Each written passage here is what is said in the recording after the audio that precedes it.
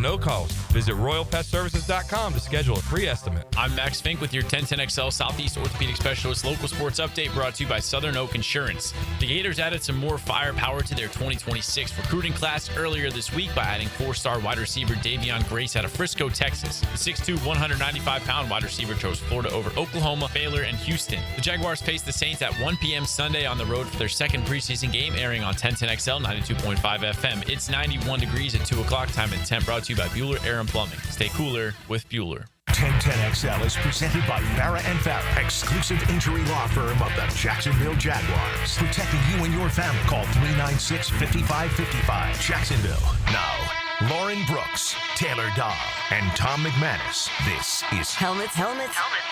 Helmets and Heels on 1010XL. All right, y'all, we're going to talk about Jaguars players on the bubble. Is there anyone on our show that's on the bubble? Or are we all safe? I think we're right now. I was on the bubble a long time ago. Once upon a time, you were a player on the bubble. And there wasn't social media, so you didn't, Tom, get to necessarily read about yourself. But that's what I do find fascinating nowadays is these guys literally can go look up everyone's 53-man roster projections and read about themselves as to whether or not they're going to make the team. Yeah, but half of them don't know what the heck they're talking about, so I wouldn't put too much salt into it. But no, you're right, and it is I tell you what, man, it's a stressful time. I mean, every snap is like, we were talking about Savage the other day, throwing his helmet. Mm-hmm. He's not fighting. He's not, maybe not be a bubble. He may be, but fighting for that job. You can tell just every play counts. Well, same for the bubble guys, man. I mean, every single snap in practice, running down on punt, whatever it may be, you got to make plays on special teams. You got to stand out. You have limited time to do it. So after practice all day long, you're like, where am I at? Who's in front of me? Where am I? You don't want to bother the coach. Coach will be finally just get ticked off and be like, don't come to me anymore. I'm sick of talking to you. You know what I mean?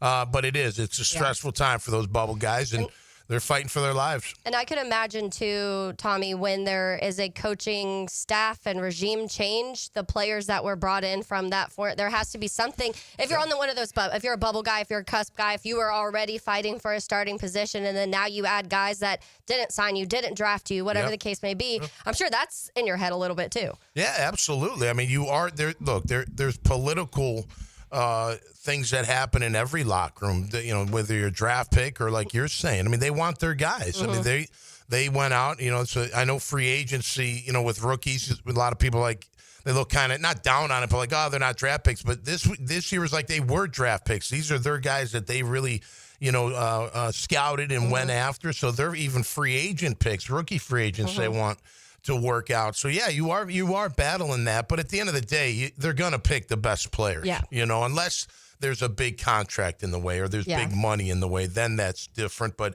if we're all near the same, you know what I mean, 5th, 6th, 7th round free agent, they'll pick the best player. Yeah, there's a hierarchy. Functional organizations do. I think there's dysfunctional organizations that sometimes egos get in the way, and they're like, this is my guy. I have to prove I was right, because we've seen that here in the past. And I think Trent Baalke did that sometimes, where he wanted his people to be the people he drafted or signed to. He wanted to look smart, so he would push those a little bit. I would say the Walker Little contract in the middle of season last year was an example of that. Yeah, well, I think that, I'm sorry to cut you off. Fine. I think that contract, that kind of set their idea or strategy for the offseason, maybe not really targeting a left tackle. We'll just go with him, and maybe we'll bring in somebody that can compete like a Fred Johnson, type, but he's going to be our guy because we just paid him. There could be part of that. Yeah. No, you could also say, well, wait a minute, what about Gabe Davis? Because they just burned that money. Oh, yeah. I mean, they threw that in the bonfire like, hey, see you later. Well, I think that was more than just on the field stuff, too, with him specifically. Like, I think there was other stuff going on.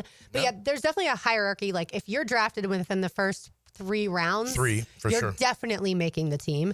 And then certainly there's on a team that has a really good roster, if you're drafted after that, that's where there's serious competition. For Jacksonville right now, I feel like pretty much every rookie is safe, and we'll certainly have the conversations, like I said, about the guys that are on the bubble. But the highly paid free agents, and then, of course, the guys that are on their second contract, if it's the regime that signed them to that second contract, those guys are definitely safe. But now we have had a regime change as far as general manager, and then, of course, Tony Baselli as EVP. And so it does shake up kind of who's, quote unquote, safe and who's not. Yeah, and I think when you look around the league, too, obviously it depends, to your point, Lauren, where you are in your building process of your roster, because I do think that sometimes media, fans, whatever the case may be, are a little hard on certain GMs at certain moments. And when to me, if you are a general manager who is in a full rebuild and you are having to you need to bank on your fourth, fifth, sixth round guys starting, that changes a little bit, and that factors into some of the decisions you have to make. If you're a team like the Chiefs and you know that you're pretty much set, your foundation is there, you have your quarterback of the future, and you really, you got to hit on your first 3 picks, and that's all people are going to talk about because your roster is pretty close to complete as you can get it. Right, and the reality is you can't fix everything. We had a lot of holes here, and a lot of units that you were like, oh, you got to upgrade that, you got to upgrade that. So they probably looked at O-line and like, okay, we can bring in some guys that'll be, upgrades at guard, center, help us out, bring in some tackles that can maybe push, but these will be our guys. We'll roll with it. And then maybe next year that's our focus because you can't fix everything, right? And they decided they had enough there that they're going to go with that because I think at the end of the day, the starting 5 is what the starting 5 was in the beginning. I don't think anything changes. Maybe a Doggett right tackle or right guard, but I think at the end of the day, he's a big free agent. You got to have him play. When I heard swing tackle, I was like, wait a minute, what are you talking about? You just signed this guy to big money. Like, he's not going to be your swing tackle. He's got to be a starter. But he might be. Yeah, I think he's going to be the starter. I think he'll right guard. Yeah, I think he'll be the right guard. I think that battle is ongoing through the rest of training camp and the preseason. The right guard only. The other positions, I agree. And here's the thing, though. Where do you, other than tomorrow, because they're probably not going to play any more games. Yeah. They might play how do you compete that? You're like, how am I really making it? If my first string is what it is right now, you know what I mean? And I'm not just saying a Dogan and that anybody. Like, how am I really going to, between now and then, show them that I'm actually the guy without even being able to maybe show it. Practices, like you said, the scrimmage tomorrow is massive for certain players. And then, depending on how long they play or don't play on Sunday, obviously the bottom half of the roster or those last few players to make it on the 53, the evaluation of the next 2 preseason games is massive. But for the starters that are competing, it's the practice tomorrow and then the practices next week. And that's their evaluation process. Yeah, which is a little scary. I personally would like to see them in the joint against the Dolphins. Which will probably that's probably the most anything left of this of the until the regular season starts. That's probably the most you're going to see out of that. The scrimmage, you're not. I don't know. Even how hard you're not going to let him hit Trevor. If you're not letting anybody hit Trevor, then you're really not going to be able to evaluate at least the defensive side or, to me, even the offensive line. Until you can full-on contact your quarterback, you're not getting any true evaluation of the trenches, in my opinion. So I don't know how much you'll see from a scrimmage, and we'll see what those Miami joint practices look like. I know Miami just did the one with the Bears, and it was very physical. There was guys, a couple of them coming out of Jalen Waddle got injured in that practice, so it was very physical. So I do think we'll see more out of that. I personally, and I don't know how much you would see out of a game against the Saints anyways. The Saints are probably the worst roster in the NFL right now, or one of the worst rosters in the NFL. So I'm not sure how much you're seeing out of that, but we just saw how many issues there were just in little things when we're talking about the alignments and the assignments and the penalties and all of that type of stuff. So you don't get to truly practice those things, I think, in full game speed unless you're playing a game. And so it concerns me a little bit if they don't play against either of the next 2 preseason games and then go week 1, because I feel like there's going to be a lot of unpredictableness. I feel like if they have a scrimmage, and if the scrimmage is what we think it's going to be, like a full-on scrimmage, like, tackle to the ground, full-on scrimmage, or at least close to it. I would expect that. I think so, too. I mean, I think they ticked off the coach. That's what I think. And I think he's going to, he's going back to, let's go back to the basics, and let's go back to knowing what we're doing, and then let's go back to being physical. I think, depending on how that goes, I'd be surprised the starters play maybe just a little bit, but hardly any at all. And then next week with those, that's why they have those inner practices, so you can feel like I don't have to play the other joints. Those joints are the best. We only get one joint. Yeah, right. That's right. One's enough. Depending. But, those are typically in place of playing in the game. You know what I mean? So we'll see. Look, you'd like to think if you're going into those Miami practice or that Miami practice that I've got my front 5 set and my front 4 set on the defensive side. But, look, they're not the only team that goes down to the wire figuring out who the starters are going to be at those critical positions. We know how important this O-line's got. I mean, you can talk about every other position, every other player, but if the O-line doesn't come together, it's going to be a tough year. It certainly is. I want you to hear from Liam Cohen because we're talking about how candid and honest he's been when we talk about these bubble players. So we'll break it down as far as the actual bubble players on the other side. But I want you to hear from Liam Cohen when asked about Christian Braswell. Braz has done everything we've asked him from the beginning. He works his tail off. He's quick twitch. He's strong. He filled the run nicely the other night. I think he has an opportunity to continue to take advantage of those ops. And, he's a smart player. He understands, maybe where his strengths and weaknesses are, and needs to continue to do good things on special teams as well to continue to try to make this team.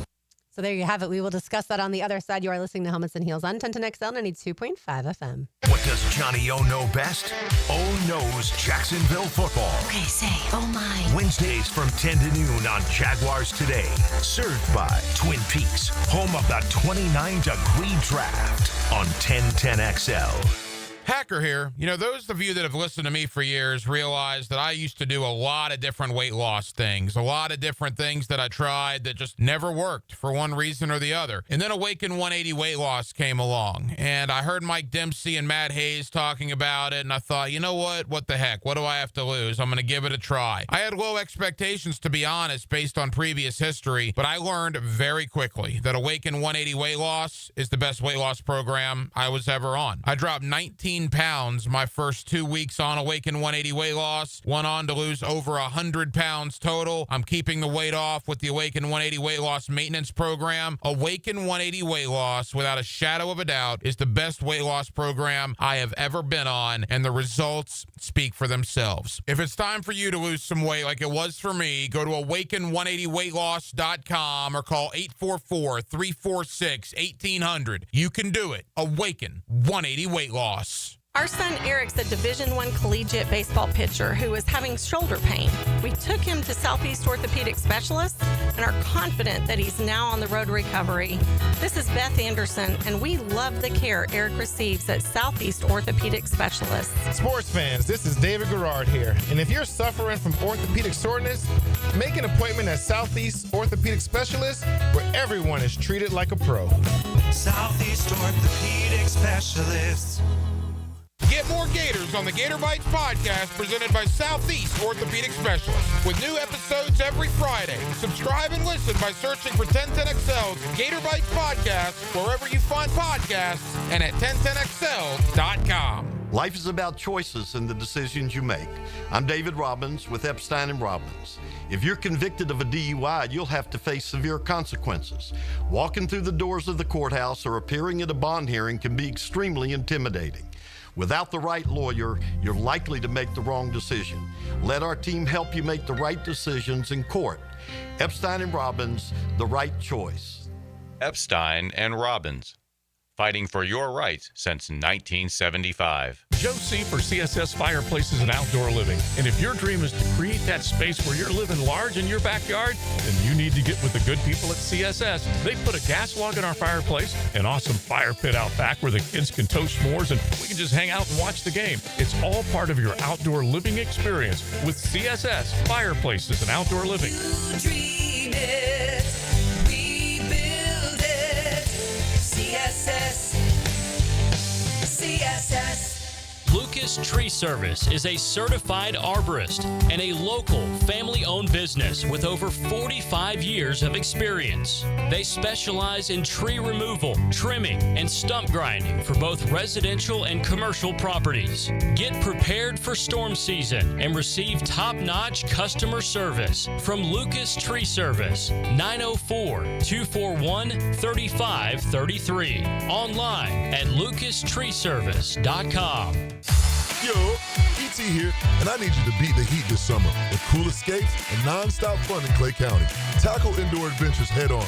Throw axes at Live by Axe or smash your stress away at Just Smash That. Then kick back with drinks, good food, and fandom vibes at Nakama Anime Bar or Leaderboard Arcade and Bar. Whether you're blowing off steam or just looking to chill, Clay County got your perfect indoor getaway. Find your cool at exploreclay.com. That's exploreclay.com. Say goodbye to glasses and contacts with customized vision treatments at Bowden Associates. Hey, Hicken here. Dr. Bowden and his expert team bring you all the latest options like Evo implantable Caliber lenses, refractive lens exchange, or traditional LASIK. Tailored just for you. Imagine waking up to clear vision. No hassle, no fuss. You ready to see the difference? Call now or visit BowdenEye.com for a free screening. Bowden Associates, keeping the First Coast focused. 1010XL is presented by Farrah & Farrah, exclusive injury law firm of the Jacksonville Jaguars. Protecting you and your family. Call 396-5555. Jacksonville. Grab the matches, start a fire. Throw the members in the flames, it's behind us. See the gold in Taylor Dahl, Tom McManus, RJ Saunders. I'm Lauren Brooks with you. I like the song, but I don't know who sings it. Either. Who is that? That's not one of mine, I don't RJ, think. what you got? Yeah, you do. Is this Shabuzi? Correct. Okay, yeah, it does sound like him. Good job. I thought initially, and then I was like, I don't know. Yeah, I thought. Yeah. I like Shabuzi. It's fun. You know, I know the name, but I never listened to his music. This is kind of cool. I like it. I mean, seriously, I've never, I couldn't pick this out in the crowd, but I know the name. He has 2 songs that have made it the airwaves, like radio airwaves. Okay. The Tipsy song that I'm sure you've heard. Oh, yeah, That's right. Shabuzi. Yeah. And then he just now has a newer song called Good News that's probably just a few months out. Oh, I don't know if I know that one. It's pretty good too, but I have not heard the song that you just played, RJ. I liked it. Nice Thank job. You. Yeah. I like being R surprised. to the J, the DJ. That's right. We just heard from Liam Cohen talking about Christian Braswell. Taylor and I talked about this at practice, Tom. I loved his honesty. We talked about this with Coach Campo, too. He literally said to the world, and including Christian Braswell, he has to do better on special teams if he wants to make this team. I don't know that we've had a coach in Jacksonville, at least in the last 15 years, that has said something that specific and honest about a player making the team. It's just reality. I mean, look, if you don't start, you got to play special teams. Now, if you're a lineman, O-lineman, you don't have to worry about it too much, right? You're just going to be a backup, and maybe you're on like the field goal unit or something like that. Or you're that sixth tack or the sixth player or the sixth whatever it may be. But yeah, no, you gotta make your mark on special teams. Look, I remember, so we played 95. I come back. I still got to make the team in 96. I'm in the weight room. I'll never forget it. Coughlin comes out to me. He pulls me aside. He goes, "Look, you got to be really good on special teams if you're going to make the team this year." And I was like, "Okay." Did you play special teams at Boston College? Hardly at all. That's what I thought. Okay. Hardly at all. And there's an art to playing it. I mean, there really is an art to playing it. You think you just run down with a great attitude. You need to know how to use your hands. You need to know how to set up the blocker. You need to know how to get around the blocker, get back in your lane, tackling an open field, when to turn on the juice. You got to set guys up. You want to not that I had extra juice that much, but, you don't show them full speed until you really have to go after the guy with the ball. But, yeah, no, it's – So what'd you do? I led the team in special teams, or tied for it for that preseason. I lost weight. I was like, all right, fine. If I'm not going to be, he still wanted me to do short yardage and goal line, but if you need me to run down, I need to lighten my load a little bit. So I got down to like 241, 242, and I felt great. And Brant Boyer helped me out a lot with technique. You like when a guy, it's no different than run blocking. Those big linemen will grab it, and if they get their hands inside, you're done. Like, you're not getting them off you. Well, it's kind of the same when you're playing punt team back then. If they grabbed you, it's hard to get those hands off. So you got to be really quick with your hands, and you can give a little ground and then just make sure you get back in your lane. That's the key. So if you can get your guy behind you, you've won the race. You know what I mean? And now you got a chance to really go make a play on a thing. But there's a technique, because you think you just grab them, throw them, and then go. Well, there's more to it. Yeah. And then on kickoff, I always saw it like, I'm going to run the first wall over. You don't want to mess with because you're just going to get tied up. You got to get to the second wall. Yeah. Now, back then, they had a wedge. So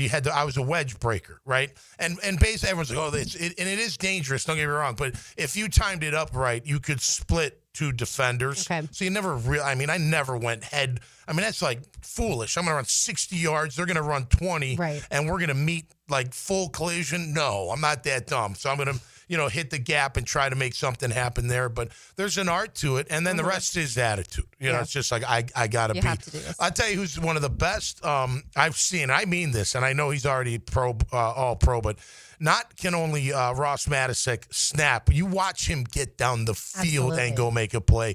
By the way, we used to be, I was the guy over the snapper. You used to be able to murder the snapper. And I mean, the minute he snapped, his head did not have to be back up. You could roll him. You could hang out. You could drive your elbow in. I mean, you could just crush him. And not today. Yeah, like, that changed. No, that changed. You used to be able to rough them up really good. And it was a fun job to have. Reminded me of my old bouncing days. You had to throw some guys out. But yeah, Did you watch a lot of special teams tape in order to prepare too? No, I didn't. I just I worked on my technique and just worked on my conditioning and tried to be as fast as I could.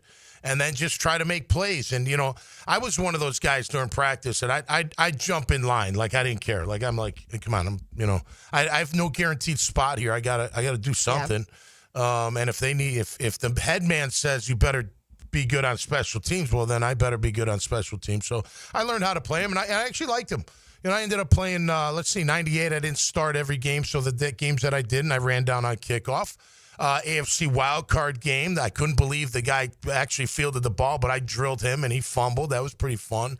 That was like was that the opening kick or the second kick, something like that? So, yeah, I was always on field goal block. When Morton Anderson missed the block, I actually got in the backfield. There's a picture. I got my left hand up. I don't think I would not have blocked it, but I think the guys behind us would have blocked it. He slipped, but that was an incredible moment. So, yeah, special teams, look, people sometimes look down on it, but they're an integral part. And by the way, everybody on the team respects the special teamers. When we have a kickoff meeting, some of the starters want to be in. They respect it. They like, hey, this is, look, we know this is the dirty job.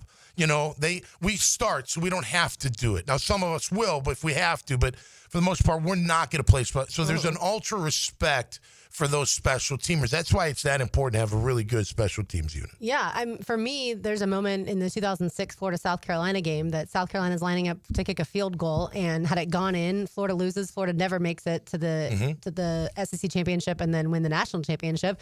But Florida, Jarvis Moss blocked the kick, and Florida eventually ends up going and winning. And then on the flip side for Taylor, there's the double doink. Yeah, that one was not a fun one. Right. But yeah, that obviously changed the whole what people felt like those playoffs would look like. Notre Dame a couple years ago led the league, led college football in blocked kicks, and like the special teams was such a massive part of some of their wins in those close games and you see that we've seen that here when it comes to some of those close games, the special teams being a massive factor in that. And it is interesting now too, because there already was the difference in special teams from college, how the kickoff and punt, how kicks and punts go in college compared to the NFL. But now with the new kickoff rule, these young guys too having to understand the knowledge of what that kickoff looks like. You're lining up differently. You can't move until a certain time. There's a landing zone. Some teams have two guys back that can return the ball. So there's a lot of other things in addition to you're talking about the technique that you're adding. They have to have the knowledge of what they can and can't do in these kickoff rules now. And so the young guys, I'm sure they have to put a little bit of extra work into that. Well, and you have to, in the new rules, you have to be even better in space because they can grab you a lot easier. You're closer, you know, and you got to find a way to get through that gap. And all it takes is one little crease for that returner. And, you know, it's amazing. You'd think more would have safeties in the back, you know, just in case on those kickoffs. But, yeah, it's different. And what's the rule? I'm sorry to ask this, but if you catch it in the end zone, they get it at the 35. Is that what the deal is? They get that extra 5 yards? I think if you catch it in the end zone, it's still the 25. But if it bounces into the end zone or lands in the end zone, then it's on the 35. A kickoff or punt, are we talking? Kickoff. A kickoff. Yeah. Okay. Interesting. Punt, Yeah, no, right. I just saw it. Oh, but 35, man. Wow. Yeah. All we need is 5 yards. Cam Little. I know. That's what I was about to say. Cam's like, okay, this is great. This is awesome. We're going to win 12-7 every game. It's going to be incredible. Yeah, Cam Little has changed all of football for the Jacksonville Jaguars. All right, let's get it to some bubble players. I'll start with the backup quarterback. So we know Trevor Lawrence obviously is the starting quarterback. Most people would assume that Nick Mullins, they brought him here in free agency, will be the backup quarterback. So that leaves you with John Wolford and Seth Hennigan. My guess is, Tom, that one of those guys will be on the practice squad. I don't know which of those two, but that they'll put one of those on the practice squad and then probably release the other. maybe Hennigan because he's a rookie, but also Wolford knows the system, so there's an advantage there. But I haven't been necessarily wowed by Nick Mullins, but my guess is he is the backup. Yeah, I think with the Minnesota and Udinski connection, when they were up there and they trust him and he's a veteran. I know Wolford, coming from the Rams, so he, has got familiarity. Yeah, he's got a leg up there. But I think those two guys, the bottom two guys, Hennigan and him, they're a battle because they'll be playing. Yeah, I mean they're going to play the last two preseason games. They have a lot to learn. They've got a chance to shine and really pull apart from one another, and then you make that decision. You're going to need an emergency quarterback, right? At least some point. Yeah. So you're going to have 3, maybe 1 on the practice squad and 2 active kind of deal, but. Look, I think Hennigan's done some nice things from time to time. I like John. I like the way he plays. He's a smart player. Reminds me of like a Drew Brees type. Okay. I don't want to say he's Drew Brees, but that type, kind of cerebral, smart. He's pretty athletic, got a good arm, and really likable guy, which is half the battle. And then he knows the system. And he's smaller like Brees, too. Yeah. That's maybe why I feel like he's compact. He's on the mark typically. He's pretty accurate. He throws a good ball, tight spiral type thing. Just seems really smart. And they must like him or they wouldn't have brought him here. Yeah. You know what I mean? They need him for a reason.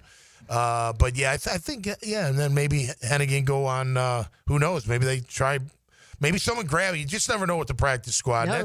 That's one great thing about today's game. You have 16 on the practice squad, and then anybody can come grab you if they choose. That's a lot of job opportunity for guys. And it's a good paying job too. Great paying job. By the way, Taylor, people call Nick Mullins Noodle Nick because they don't think he has a strong enough arm. But like Tom said, he knows the offense, so I'm expecting him to be QB2. Yeah, it's interesting because this is why I said yesterday, I was like, don't let Trevor get hurt. It's a little concerning because I do think in the light, if you don't have that arm, then you're going to have to shift your offense if Nick Mullins is taking over, which usually you kind of like to have a backup that has similar traits or similar strengths, at least as much as possible to your starting quarterback. That way, if he goes down, you don't have to alter everything. You will have to with Nick Mullins. You're going to have to, that he can't get the ball down the field like Trevor Lawrence. Brian Thomas Jr. is going to be more frustrated than he is to this point if it's him. Listen, I think with Mullins, too, we see a play on TV, like the one to Parker. He underthrew him. And everyone's like, he doesn't have an arm.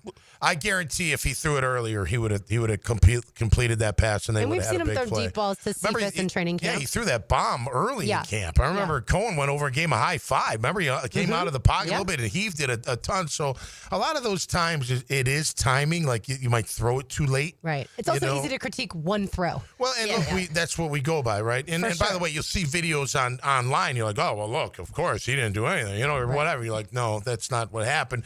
That angle makes it appear like that happened. That's not always the case. But nobody's going to have a deep ball. No backup quarterback is going to have a deep ball that's as good as Trevor's. Yeah. Like, that's just, it's impossible to have that. No, and which is fine. I think that, to me, because Nick Mullins is the vet, he's been in the league for a long time, and I feel like that's why I could see you're talking about Wolford and Seth Hennigan having this battle. I could see them keeping Seth Hennigan because you have this young guy that you can kind of develop, and you're starting fresh with him and can be like, here, like you're learning this offense, and then you have your vet that they brought in is Nick Mullins. So you have the two kind of different options behind Trevor, one that you can develop and kind of learn and let Trevor start to mold him, and then you have one that just has the experience in the league and has played on some pretty good football teams too throughout his time in the NFL. Well, and that's why I wondered, what is it going to be a competition between Mullins and Wolford for that QB2 and then certainly Seth Hennigan fighting. If you haven't watched the John Gruden QB class with Seth Hennigan, it's fantastic. I haven't seen that. I know what you're talking about. Really? You'll okay, enjoy I will check for that. Sure. I love Gruden. He does a great job. Yeah. All right. On the other side, we will get it to running back. That running back group certainly is loaded. We will discuss that and a whole lot more. You are listening to Helmets and Heels on 1010XL 92.5 FM.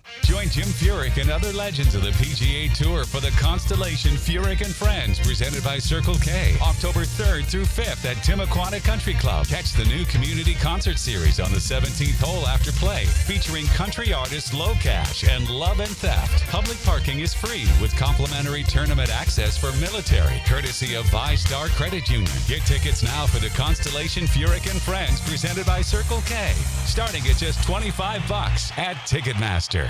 Frank Frangie here for Coyle & Son Fencing. Jacksonville is full of memorable sports memories. Remember the 2017 AFC Championship game when Miles Jack wasn't down? Do you know what else isn't down? Fences installed by Coyle & Sons. Their fences have been standing tall here in Jacksonville for nearly a century. If you're in the market for a new fence, I recommend calling Coyle & Sons today at 904-356-4821 or visit CoyleJacks.com. That's C-O-Y-L-E Jacks.com. CoyleJacks.com. It's tune-up time, and Florida Home AC, the official AC partner of the Jaguars, wants to partner with you for a cool summer season. Tune up your AC unit right now so it's running at peak performance when you need it most. Just call 777-4300 and order a tune-up for just $59. Keep your unit humming at optimal level. Log on to FloridaHomeAC.com and take advantage of their savings. Keep cool with Florida Home AC. That's 777-4300.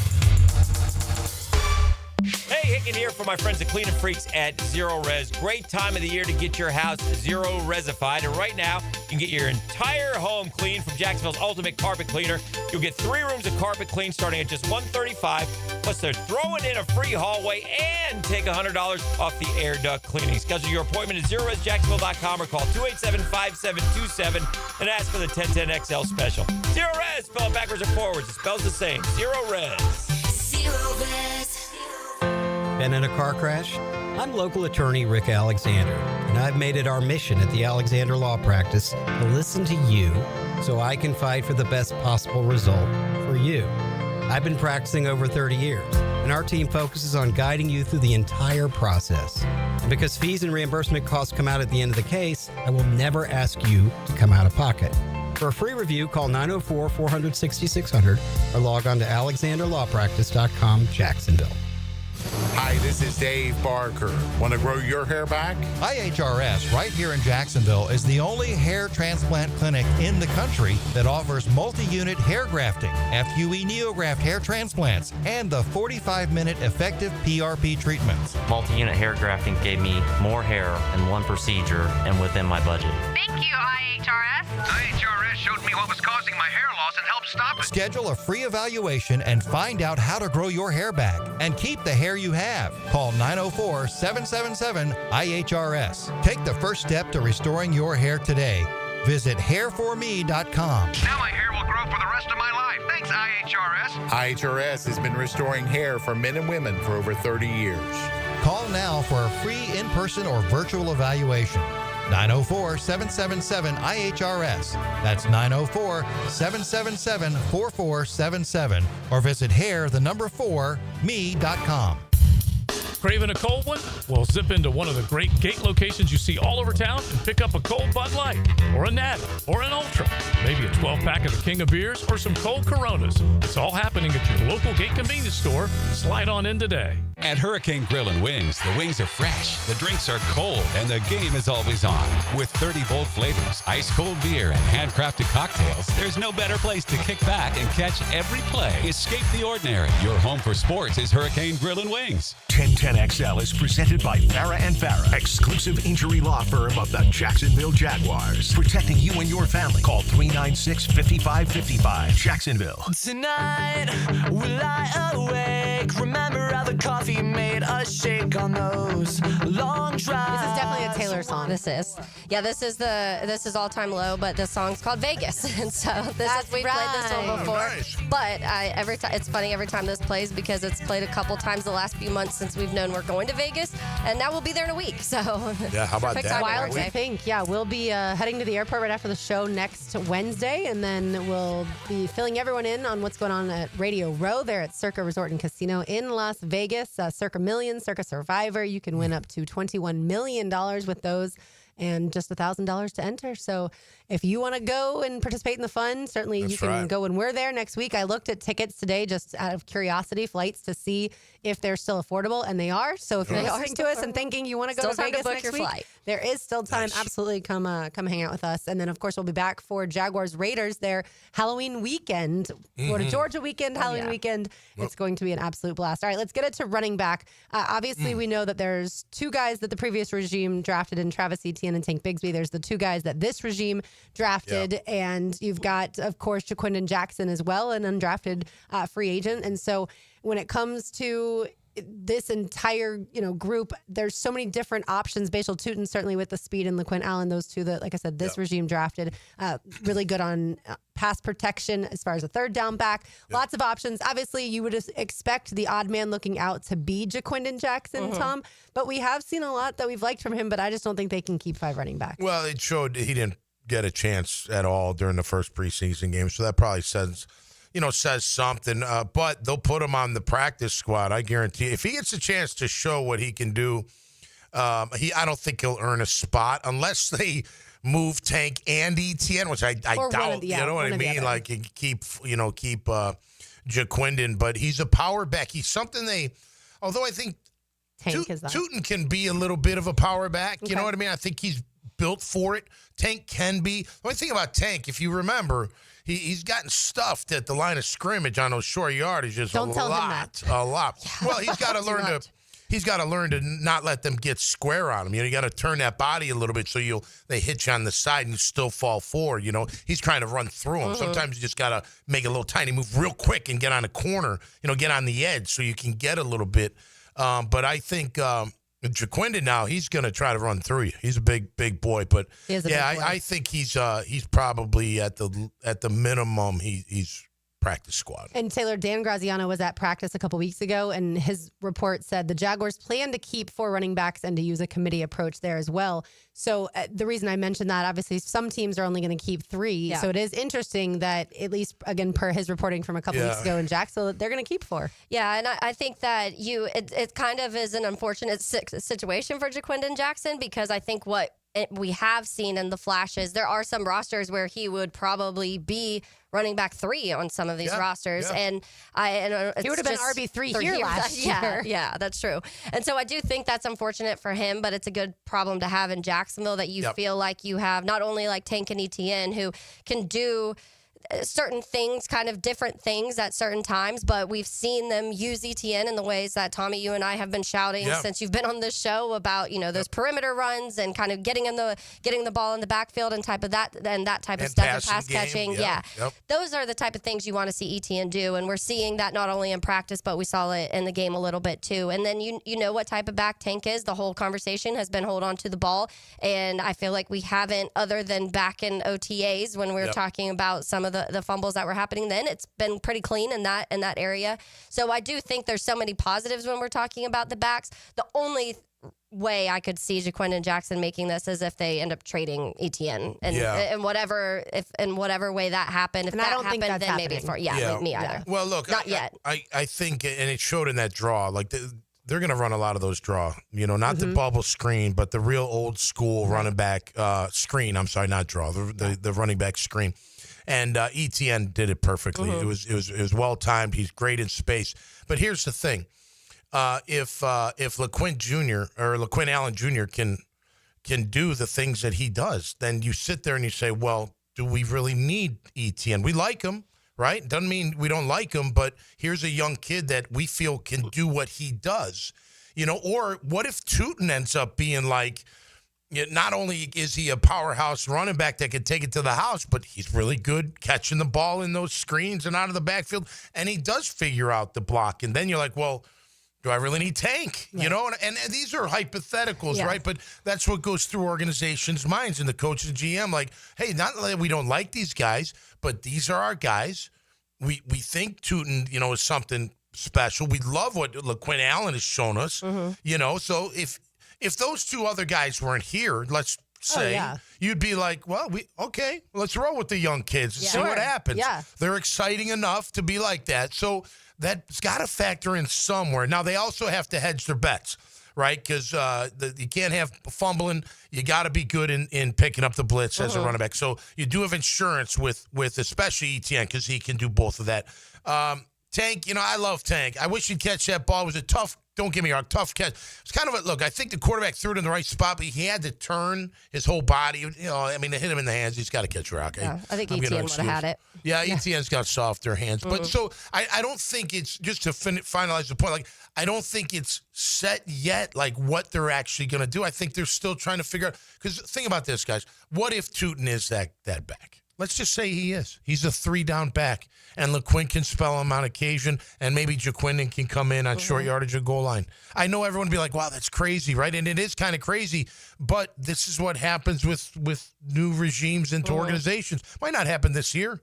Maybe it will with one of them. It depends how these other guys play. Yeah, I think because they picked up Travis Etienne's fifth-year option, and I think they challenged him probably in the offseason, and I think he's risen to the challenge. He has. And so I think, yes, because of that screen game and his relationship with Trevor, this is an off-the-field thing, but they shipped off Christian Kirk and they shipped off Evan Ingram.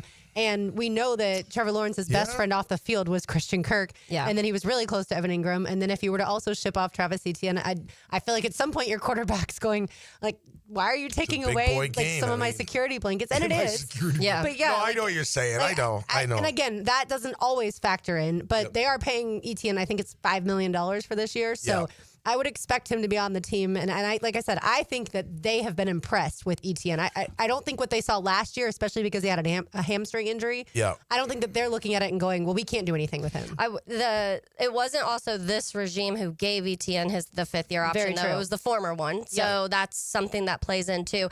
I will say, and I'll continue to, I'm not 100% sure on November 4th at the trade deadline, Travis Etienne will be here. And I do think it does factor into how these other backs are. Yeah. But I think that, to Tommy's point, if you're seeing what people kind of are expecting out of a Bashal too, and Tank's holding on to the ball, and he's kind of being that lead back, and you have these guys, and then you have LeQuint Allen, who we've talked about the special teams factor in that, but you're seeing other aspects in the pass-catching game when it comes to the running back room. And they'll fight if Trevor gets hit. LeQuint Allen will. The one thing that this regime has shown us is they don't care if you have Trevor's best friends on this team. They don't care about that. Yeah.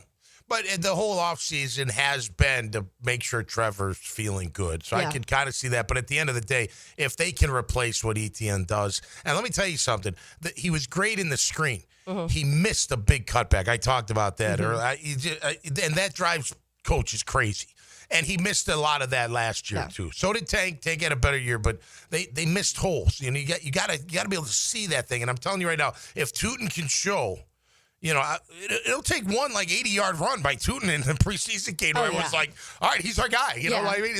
It could happen just like that. But what do you do with the other two? If he gets loose, he's gone. Yeah. Like Tootin, no one's catching. Definitely. And getting him down, too. And that's why I think that to preface that, and I've said this, so you guys know this, I love Travis Etienne, and I'm expecting a good season from Travis Etienne. It's more so just the factors around it of everything that's kind of progressed throughout this season, what the new regime and coaching staff have showed us. And so to me, I just could see a world where there could be other teams that could really need a Travis Etienne on their roster. And if you don't really need, and you can get some draft capital out of that, do you take advantage of it? He has answered the bell. There's no doubt. Travis Etienne, he has. Totally He's really stepped up his game. He's looked good in camp. He's running all the way to the end zone. You know, you can tell. And he looks good. I tell you, I love him out of the backfield. Not just a screen, but getting on that safety or nickel or linebacker and doing an option route. Not many are going to be able to keep up with him. And if the ball's delivered in the right spot, especially those, the option we go out or in, man. If you're one-on-one, it's like a slot receiver. But he's really good in the open field, and he's got good hands, so they can get him involved in that way too. But again, if LeQuint Allen and Tootin can do that, a lot of times you go younger. You go younger. If you trust the youth, so to speak, because that running back position is challenged to do a lot of different things. No doubt. So having some veteran guys, you feel it'd be smart to keep one probably. Right? That's what I can't go all rooks. So. Yeah, but somebody we're first year everything. Let's go all first year running backs. Screw it. That's the theme. Somebody on the text line, they said 2725 said Balky took Snoop Connor and Gladstone took Kyron Williams. Yeah, right. There's that. Put that in perspective. Great point. Yeah, exactly. Yeah. All right. Tommy's takeaways on the other side, as well as we'll continue to go through bubble players who are listening to Helmets and Heels on 1010X on 2.5 FM. Jaguars football lives here. Next up, the New Orleans Saints. Sunday at 1 on the home of the Jacksonville Jaguars. 1010XL. Hey, Jacksonville, I'm sure by now you've seen our bright green GFL trucks and containers throughout the greater Jacksonville area. We are an industry leader in solid waste and would love the opportunity to earn your business. We are committed to customer service, reliability, and have unwavering focus on safety. Whether commercial or construction, let us haul your waste away. Call 904-760-5880 to get a quote today. GFL, green for life. Frank Frangie here to tell you about the coolest new thing, a putting green in my backyard that my friends at Sunshine Turf installed. Sunshine Turf can do the same for you. They'll come to your house, they'll create a custom design for your space, and you'll have an authentic golf course experience right in your own backyard. I freaking love it. Sunshine Turf is family owned and they made the process so simple. So visit sunshineturf.info or call them at 904-383-0243 and get a free quote today for your own putting green. Get it from Sunshine Turf. This Date in Sports History is brought to you by Southeast Orthopedic Specialists. On August 13, 2016, Michael Phelps ends his prestigious career at the Rio Olympics, winning his record 23rd gold medal. Right now, they're on their way to disrupt your life, make you uncomfortable, and rob you. Don't bother calling the police. They can't help. That's right. Summer heat and humidity are about to attack North Florida again. You know what to do. Call Mike Merritt. Mike Merritt's Heating and Air has a license to chill. When heat and humidity are attacking you, Mike Merritt provides a comfortable chill at a bargain price. Mike has been keeping North Florida comfortable for 30 years. Mike Merritt technicians are never paid commissions, meaning you'll never be pressured to buy something you don't need. And Mike Merritt knows cooling issues can arise anytime. They don't just happen during business hours. So Mike Merritt never charges overtime fees. When you need us, we're here for you. Remember, in the fight against heat and humidity, Mike Merritt has a license to chill. Visit merrittair.com. Florida license number CACO 50384. Have you ever dreamed of owning a handcrafted cabin tucked into a 1,000-acre regenerative farm? Well, now you can. Frank Frangie here for the farm at Okefenokee. It's just an hour north of Jacksonville and Folkestone. At the farm, it's not just about living off-grid. It's about reconnecting with nature, with food, and with community. Exploring hiking trails, kayak through Blackwater creeks, or just watch the sunset over your olive trees. It's a way of life. You can learn more. Go to Okie Farm. That's okefarm.com for your new way of life. Don't just stand there. Everything you need to turn $1 into an epic win is in your hand. Hard Rock Bet. Bet it, parlay it, boost it, however you want to do it. From wherever you are to the moon. Bet anytime a line, prop, or parlay catches your eye. And withdraw cash when you want it. Hard Rock Bet. Roll with us. New players bet $5 and get $150 instantly in bonus bets. Offered by the Seminole Tribe of Florida. Must be 21 plus and physically present in Florida to wager. Terms and conditions apply. Concerned about gambling? Please call 1-888-ADMIT-IT. Mark Watson with Hardball Creative. Now's the perfect time to order logo coffee mugs or maybe a logoed Sick brand tumbler. They're seriously ice cold and look great with your company logo. Hardballcreative.com. Hardball Creative. Hardball does it all. Prosser here for Lifetime Enclosures and Lifetime Flooring. Football season finally upon us, and with that comes cooler weather. If you've been wanting to upgrade your outdoor living space, you should call the experts at Lifetime Enclosures now. From glass lanais to screened-in enclosures, Lifetime Enclosures and Flooring is the best in the business, so give them a call today. Lifetime Enclosures and Lifetime Flooring. Showroom just off Phillips Highway, proud partner of the Jacksonville Jaguars. Jacksonville, Hickens calling it. Checkmate Coating, my MVP. Tough, slick floors that dominate any space. Checkmate Coatings. Your floor's missing piece. 1010XL is presented by Farah & Farah, exclusive injury law firm of the Jacksonville Jaguars. Protecting you and your family. Call 396-5555. Jacksonville.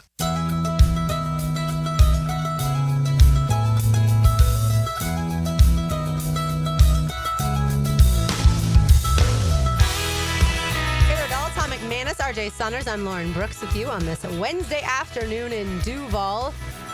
Time now for some Tommy's Takeaways. Now. Okay, it's go time. Tommy's Takeaways. Jacked up by J-Dog Junk Removal and Hauling. Call 506-1256 for your free estimate today. We are here for you. Veteran owned and operated. That's right. Takeaways today are centered around not a bubble player, but his name is Parker Washington. Okay. Parker Washington has really stood out this camp. I tell you what, going into his third year, I liked him his first year.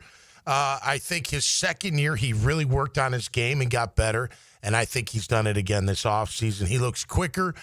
He looks faster. He took a quick hitch and got the first down. Did you see that? He had to kind of bubble out, and he beat everybody to the corner. Not a real big gain, but pretty impressive that he actually beat everybody to that corner. He's made circus catches. He's been very reliable from the beginning of camp all the way through.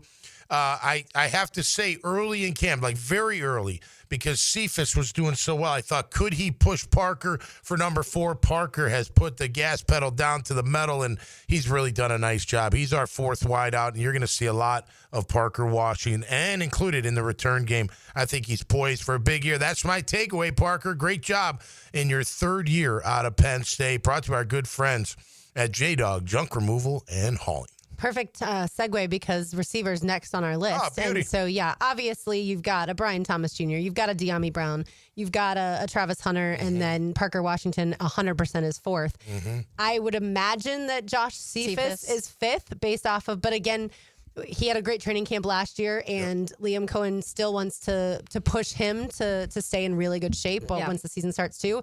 And then you've got a Trenton Irwin, who is, I think, pretty good on special teams, which would mean like a guy like an Eli Pankel, who we have seen make some nice catches at training camp, might be on the outside looking Trammell. And then Austin Trammell, who also good at special teams. But he's number 2 returner right now, at least in the punt. So does that hold? And it certainly that could knock like maybe a Trenton Irwin out and put Trammell in for sure. It's very possible. Now, Irwin, they traded for, did they grab him as a free agent? I think they signed him as a free agent from the Bengals. As a free agent from the Bengals. Which, when you watched Joe Burrow on the Netflix series, you can see Trenton Irwin along the sidelines a lot. Well, listen, that touchdown grab was good. He dropped the one ball, but other than that, he's been okay. I'd like to see more of him on special teams. I like Eli Pankel, number 10. I think he's a guy that you can count on special teams. These are guys you're not going to count on as wide receivers. Maybe Cephas, because he can get deep. And I'll go back to that play where it was during camp where Trevor audibled, and he had the one-on-one with Cephas. He threw a beautiful ball on the outside shoulder. Cephas beat his man, and he's been good in that regard. So I think you will see Joshua Cephas, but he's got to show up on special teams. There's a couple other guys. Number 13, he's kind of tapered off. Singer, right? He's tapered off. 17's out there quite a bit. Camper. Yep, he's out there. So, again, with 16 practice squad, these guys are, they all got a chance to at least be on a football team. And the Parker Washington conversation is interesting just because on the depth chart right now, they have him listed as both kick returner and punt returner. If he is your 4, which right now it does seem like he would be that 4th wide receiver, but you have to factor into Travis Hunter will be playing defense at times. So there's going to be moments where you would expect it to be, if there's 3 wide receivers, Brian Thomas Jr., De'Ami, and Parker. So who can replace Parker the best in those special teams areas is where I feel like they're going to have to start really evaluating. Maybe Tank? Well, I was going to say kick return, maybe even Tootin, too, like if they gave him a shot. But Tank or Tootin could probably handle that. Punt return, I think you could still go with Parker. Listen, we broke that one last year. You know what I mean? He can be a weapon. I know he's your number 4, but he's a guy that you could still be as your punt returner. If it's not him, maybe Trammell. He's the backup right now. He'll listen. But if he doesn't make the roster, that's what I'm like. Then you're talking about what? Because right now they have Irwin and Trammell behind Parker. Right. But those two are both like, are they on the team? Trammell would make it, I think, if he's still number 2 punt returner, maybe over Trenton Irwin. Over Irwin, because Irwin, I don't know what he does on special teams. They signed him to a 1-year deal, a little over $1 million. Irwin, but that conversation is really interesting, and obviously Liam Cohen is going to look to Heath Farwell for those answers. He fully trusts Heath. So who do you want at that point in time? Maybe some coaches wouldn't necessarily look to the special teams coach to get that, but absolutely Liam will. Oh, for sure. I love our August 13th wide receiver 6 conversations. They're always so fun. Last year, we talked so much about a couple different guys, like Elijah Cooks among them. Yeah, and then I think we learned, like the 6 wide receiver, really your 5th and 6th wide receivers outside of special teams aren't going to contribute unless there's a ton of injuries, which we did see. For the 49ers right now, I'm sure they're talking about wide receiver 5 and 6 as being like wide receivers 2 and 3 because they've had they've been decimated by injuries. Well, last year you lost Kirk, Gabe, and Ingram at one point. So you were getting pretty deep into that wide receiver for sure. room. And what's interesting too, Taylor, since you mentioned Travis Hunter playing both sides of the ball, we're not doing a 53-man roster projection. We're just having conversations about these bubble players. Yeah. You can't really, in my opinion, project the 53 until after all of the preseason games are over. But Travis Hunter is going to count as only wide receiver or corner. Right. They literally get to save a player in that group. And I'm assuming he'll be listed as a receiver, and then they'll be able to keep whether it's 5 or 6 DBs. Yeah, we'll see. Yeah, or another group. Like they just add, or they get an extra offensive lineman or an extra defensive lineman, whatever. Yeah, the case may be, you get to, and I think James Gladstone even talked about that right after he was drafted. But you don't really think that all the way through until you start to really think about the 53 and how important that is. Right, and what did Liam say? He's got the 50 already. Right. Didn't he say that? He did. So it's really down to the last 2 or 3 players. Bubble. Yeah, no fun for these guys. All right, we still have to get to the offensive line. That's the last offensive position group we will discuss. You are listening to Helmets and Heels on 1010XL 92.5 FM. Every game is a story. And the game is tied. Every play is a moment waiting to happen. We're going to overtime. Your home for the most play-by-play is 1010XL. Are you 18 years or older, just got married, just got divorced, or have children? Listen up. Have you done your last will and estate planning? You have questions? Call Matt Hinson with the Hinson Law Firm. Reach him at 527-1700. Office is Jacksonville, Florida. And don't let the state decide your fate. Hey guys, Taylor Dahl here of Helmets and Heels. It's a sauce kind of football season with Chick-fil-A chicken strips. Each crispy, juicy bite only gets better when you choose your favorite sauces to dip into and create your own flavor combinations. Will it be sriracha and ranch, honey and buffalo, barbecue and Chick-fil-A sauce? With 21 different sauce pairings possible, it's easy to go on a flavor adventure at Chick-fil-A. Order in a 4-count, 10-count, or in a catering tray. Get an order started today in the Chick-fil-A app and dip on into football season. As a law enforcement officer, safe roads are one of my top priorities, ensuring everyone can get home safely each day. Some never will, due to aggressive driving, being distracted, or speeding on the roads. And too often, that results in the toughest part of my job and the longest walk in my life. I'm so sorry. I have some very sad news to share with you. 9 people will be killed on our Florida roadways today. Don't let it be you or a person you love. Buckle up every trip, every time. Let's get everyone home safely. A message from Florida Department of Transportation, Target Zero. For more information, visit targetzerofl.com. It's the blog players put their pads on for. So we got to bring my thoughts and observations on our home team. That's what I share with you every week on my blog. Roland Reach Plumbing brings you Hayes Blog on 1010XL.com. Whether your AC needs a quick fix, a full replacement, or just a little TLC, Duck Air Conditioning has got you covered with fast and honest service. Call 904-862-6769 to get your cool back, or online at duckac.com. Home of the Jaguars. WJXL AM Jacksonville Beach. WJXL FM Jacksonville Beach. Let's get the work done. Training camp is here. Up, quick feet. 1010XL's training camp coverage is backed by Roland Reach Plumbing and Green Acres Sporting Goods. Let's go. Here we go. Let's go. It's live now. Let's go. I'm Frank Franz, and you've heard me tell you how much success my daughter Amber is having with the Awaken 180 weight loss program. But Amber, maybe it's time you should tell them. I think they'd rather hear from you, Dad. You're the radio guy. Yeah, but in this case, you're the one doing all the work. But that's the thing, Dad. It doesn't feel like work. The food is great. I never feel hungry. My coach, Mary, is so good, so encouraging. If you follow the plan, Awaken 180 really works. Well, everyone I know that's tried it has said the same thing. The result is people not only look better, but they feel better. I've kind of known you your whole life, and I can tell you feel great. I feel better than I have in years. I love that part. I feel so good. I have Awaken 180 to thank for that. So you heard it from my kid, and you can feel great too. Just call 1-844-346-1800. That's 1-844-346-1800, or visit awaken180weightloss.com and start your transformation today.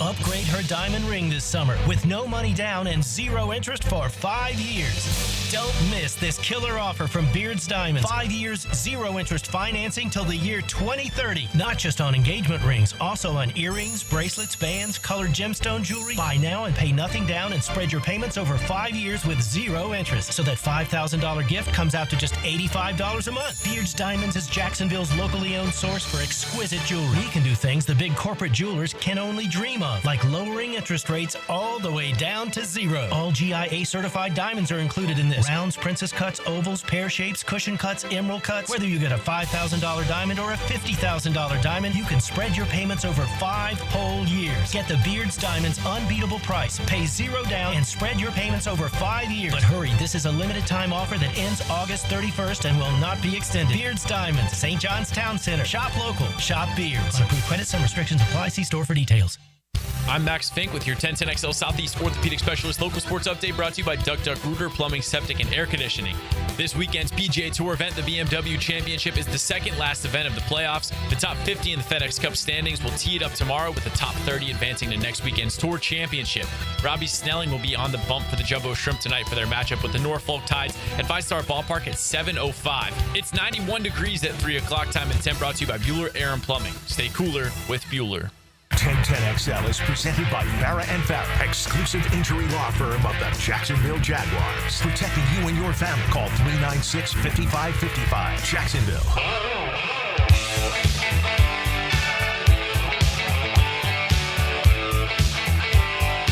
Tom McManus, Taylor Dahl, Jay Saunders. I'm Lauren Brooks with you. Continuing to talk about players on the bubble. But before we go any further, Taylor Dahl has a tangent.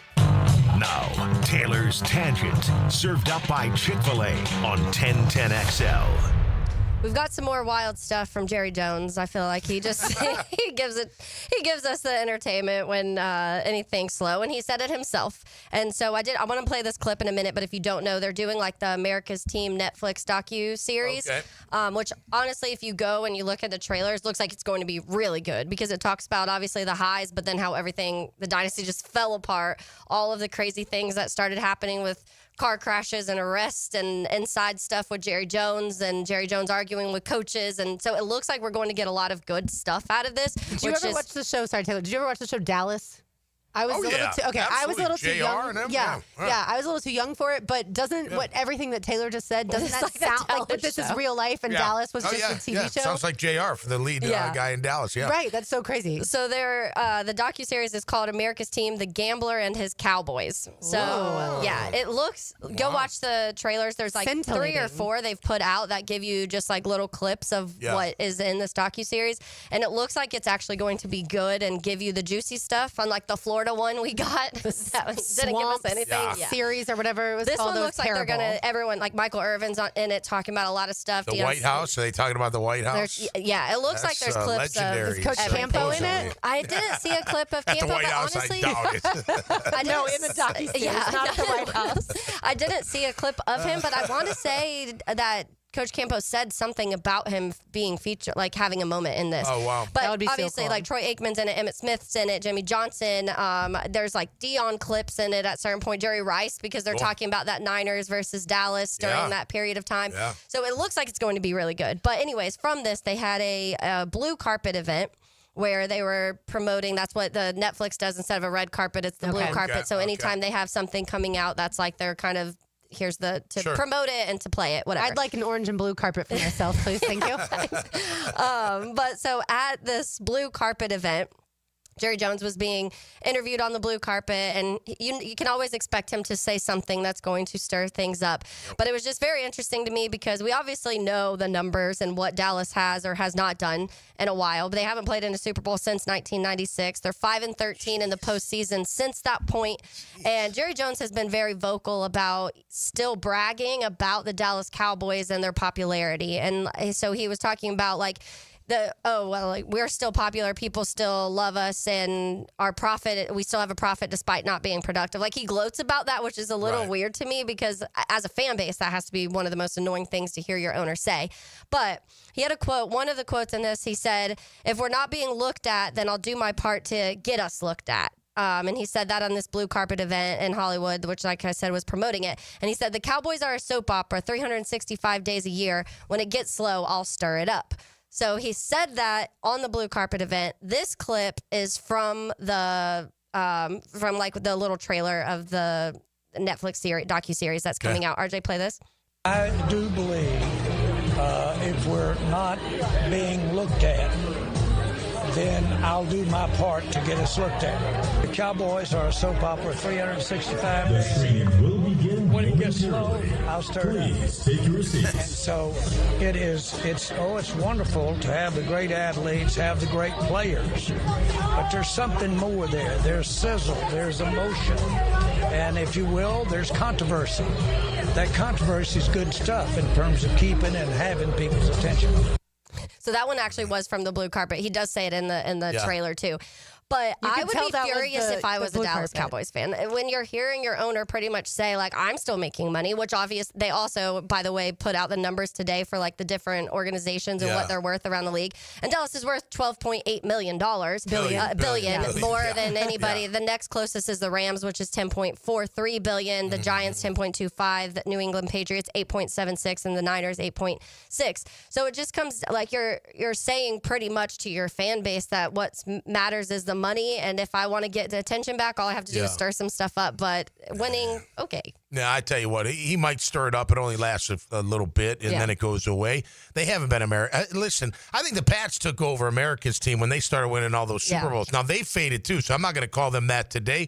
But Dallas has lost their luster. I might like them, but I don't look at them like we used to look at them. Like, they were America's team. They were awesome. I mean, growing up, watching the Dallas Cowboys, it was like the stars. I mean, the Dallas Cowboy cheerleaders, listen, I'm forced to watch that documentary in my house. Let me tell you, with the girls, they're always like, Dad, we got to watch this show. I'm like, oh, shucks, I got to watch these girls. Oh, my God. That's what Brian says when I make him watch college gymnastics. He's always like, I'm forced to watch this. Yeah, I'm forced to watch this stuff. But they've lost their luster, man. Until they get back, and when you hear the stats, like since '96, you don't think about it. Like you think, I don't know. 5-13. Because they've been America's team, that's like carried them through the down years. But like now, you're like, I don't know. Is there an America's team right now? I mean, if the Chiefs had won this past Super Bowl, probably because it was probably the Patriots for a minute. And And then Belichick's not necessarily likable or wasn't as the head coach of the Patriots. I feel like Andy Reid is a little bit more like an everyman, like you'd have a beer with him at the bar. Though. Everybody loved Brady. Unless you were a fan of a team losing to them. Certainly was losing to them. But which is everybody, except for Eli. I feel like the NFL now is so big that there isn't one America's team, so to speak. Yeah. And it is, I think that the difference too, I think social media plays in that because that was forced on you so much too. They were winning a lot, so that helps. But there wasn't like you can get on Twitter and have all this access to all of the other teams. Now you can. So you can fall in love with players around the league and storylines and all of this stuff. It doesn't have to be just what you're watching on, ESPN or whatever that they're pushing, because they'll push those narratives. And you even had that during the Patriots' time when it comes to the Deflategate and all of this stuff. Like the Patriots storylines were so forced on you that it did start to get kind of just exhausting at the end. You were over it if you weren't a Patriots fan. If you're a Patriots fan, you're winning Super Bowl, so you don't care. It's like Taylor Swift recently. Yes. Like not maybe the last year, but the year before when she first started dating Travis She's trying to get back in there now. She sure is. Mr. GQ. Way to go, Trav. Yeah, that was a weird thing. But somebody's quote tweet stuck out to me on this because they said this comes down to calculating wins using a different scoreboard. Fans want them on the field, and Jerry's more happy to have them off the field. And that was the perfect way to describe that. Yeah, I mean, the fact that Micah Parsons, we haven't heard that he's signed a long-term deal at this point, I think is surprising. And I feel like this team isn't Super Bowl caliber. That the way I look at the roster, yes, they have certain guys that are elite at their positions. But I don't think overall that it's a Super Bowl roster. No, they haven't had I mean, you know what? Actually, their defense was pretty good not too long ago. But remember, they used to have a badass offensive line. Dak's great, and I love their wideouts, but Dak's not clutch. Yeah, he's just not clutch, and that's a big problem when you don't have a clutch quarterback. And I don't know about the culture either to this point in time. And obviously, they've had several coaches lately. And then they kind of like settled on Schottenheimer this year, and you're like, I know. And if you look at any of the NFL hot seat rankings, he's already on it. Schotty is on it. I'm like, this poor guy literally just got there. Yeah. But it's certain teams that we talk about it. Certainly with the Alabamas of the college football world, like Kalen DeBoer's already on a hot seat. He won 9 games last year, but they didn't make the playoffs. Expectations are different in different places, but I don't even know if I would say that in Dallas with that. You're 5-13 since 1996 in the postseason.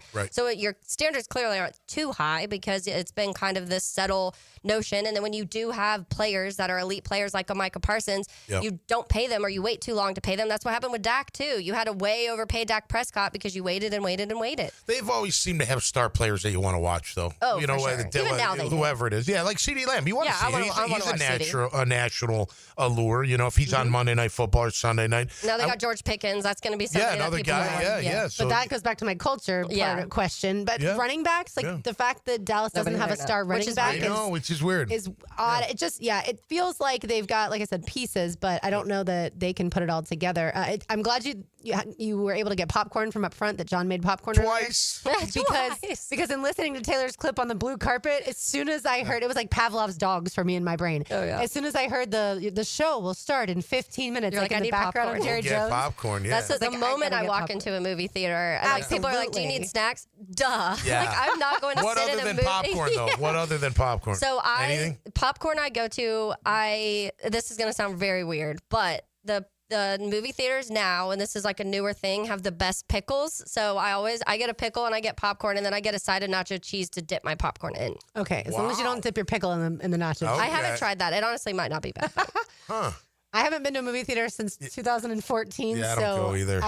I mean, nowadays I feel like I just buy don't they have alcohol? I just buy. I buy wine. They do. They have they have a full bar at the movie theaters. Yeah, I would always go Twizzlers with the popcorn. I don't know why. People but always dip their Twizzlers in their soda too, like in their Coke. Oh, that's disgusting. You could use it as a straw, I guess. Yeah, people have. For sure. Well, speaking of food, we have lunch to give away. We do. Right. We have free lunch to Chick-fil-A. I just mentioned in my live too that all of the sauces, 21 different sauces they have at Chick-fil-A. So if you're talking about dipping things in different sauces, and I mentioned the sriracha one, but yeah, free lunch to Chick-fil-A. Give us a call at 641-1010. Let's say caller number 1 today. You get free lunch to Chick-fil-A. Fastest dialer gets Chick-fil-A. We will get back to our players on the bubble. You are listening to Helmets and Heels on 1010XL 92.5 FM. Hayes Carline is our special agent. He goes into the locker room to uncover insights about your favorite football team. His mission is to bring it back to you on 1010XL. Special ops support by Renewal by Anderson Custom Windows and Doors.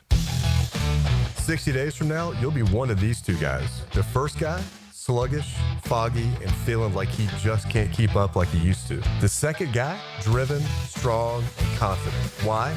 Male Excel's breakthrough microdosing protocol, a daily low-dose testosterone. You don't have to be the first guy anymore. Be the second guy. Take the same steps he took. Try MaleExcel.com. 100,000 men chose wisely. Your move. Hey, it's Joe C. Summer in Jacksonville means the sun is hot, the grills are fired up, and your water heater probably full of sludge. Nah, not mine. Think, when was the last time you flushed your water heater out? It's okay, you could say it. Probably never. Flushing a water heater each year improves its efficiency and extends its lifespan. They sure don't make them like they used to. So call Roland Reese Plumbing for a routine water heater flush out and any other plumbing needs. 260-7059 or at plumberandjacks.com. Roland Reese Plumbing. Looking for your new favorite hangout this football season? Try Voodoo Brewing Company in the heart of San Marco. Locally owned and community focused, Voodoo Brewing serves up award-winning beers, scratch-made upscale pub fare, and laid-back vibes where everyone's welcome. For live music, trivia nights, and all the football action this season, make Voodoo Brewing Company Jacksonville your new favorite spot on San Marco Square. If you need a game plan for the weekend, I'll tell you my takes for some of the weekend's best options. 1010XL's Dan Hicken here. Watch for Musings with the Media Mogul on YouTube and Facebook. Turned on by Tucker Equipment Rentals in Neptune Beach. Looking to elevate your game night experience? Look no further than Best Bet. We're not just a card room, we're your destination for excitement, fun, and big wins. Whether you're a seasoned player or new to the game, we have something for everyone. Join us at Best Bet Jacksonville, Orange Park, or St. Augustine for thrilling tournaments, exciting promotions, and a vibrant atmosphere that will take your game night to the next level. Elevate your game night at Best Bet. Visit bestbetjacks.com to learn more. That's bestbetjacks.com. Lauren Brooks here for Terminix. As temperatures warm up around us, ants come out in droves. And when they move into your home or business, it's unnerving. Terminix knows that ants add up fast, but Terminix subtracts them faster because living with ants isn't any fun. When ants show up, so does Terminix. Don't live with an ant problem, Terminix it. Visit Terminix.com today to schedule a free inspection online. That's TERMINIX.com. Collisions happen on every play in football. Collisions also happen every day on the road. If you need auto body repair, from a $30 job to a $30,000 job, trust San Jose Collision in Mandarin. Hey, Hicken here from my friends at Cleaning Freaks at Zero Res. Back to school special with those guys. Get 3 rooms of carpet clean starting at just $135, plus a free hallway, and take $100 off your air duct cleaning. Book online at ZeroResJacksonville.com and take advantage of these huge savings. I'm here with Clayton Bromberg of Underwoods. Clayton, Underwoods has sold fine quality diamonds for a long time. Why is that important? Frank, if you drew a line with the poorest diamonds with the lowest prices to the left and the highest quality to the right, our diamonds are at the far right end. Now, once we know the weight, the grading factors of cut, color, and clarity have to be considered. And the one that's talked about the least, but it's the most important to us, is the diamond's cut grade, because it has a huge implication on both the price and the beauty, and thus the value. I've bought diamonds for Underwoods for over 30 years, so I know what's out there, and the cut grade's just not important to most diamond sellers. That's really been the Underwood difference, because beautifully cut diamonds result in the most important thing they can do.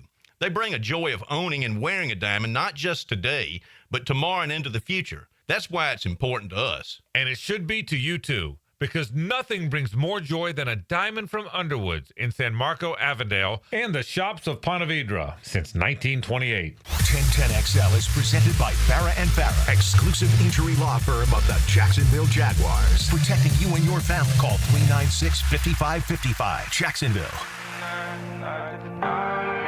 I'm good on the side, it's alright. Just hold me in the dark.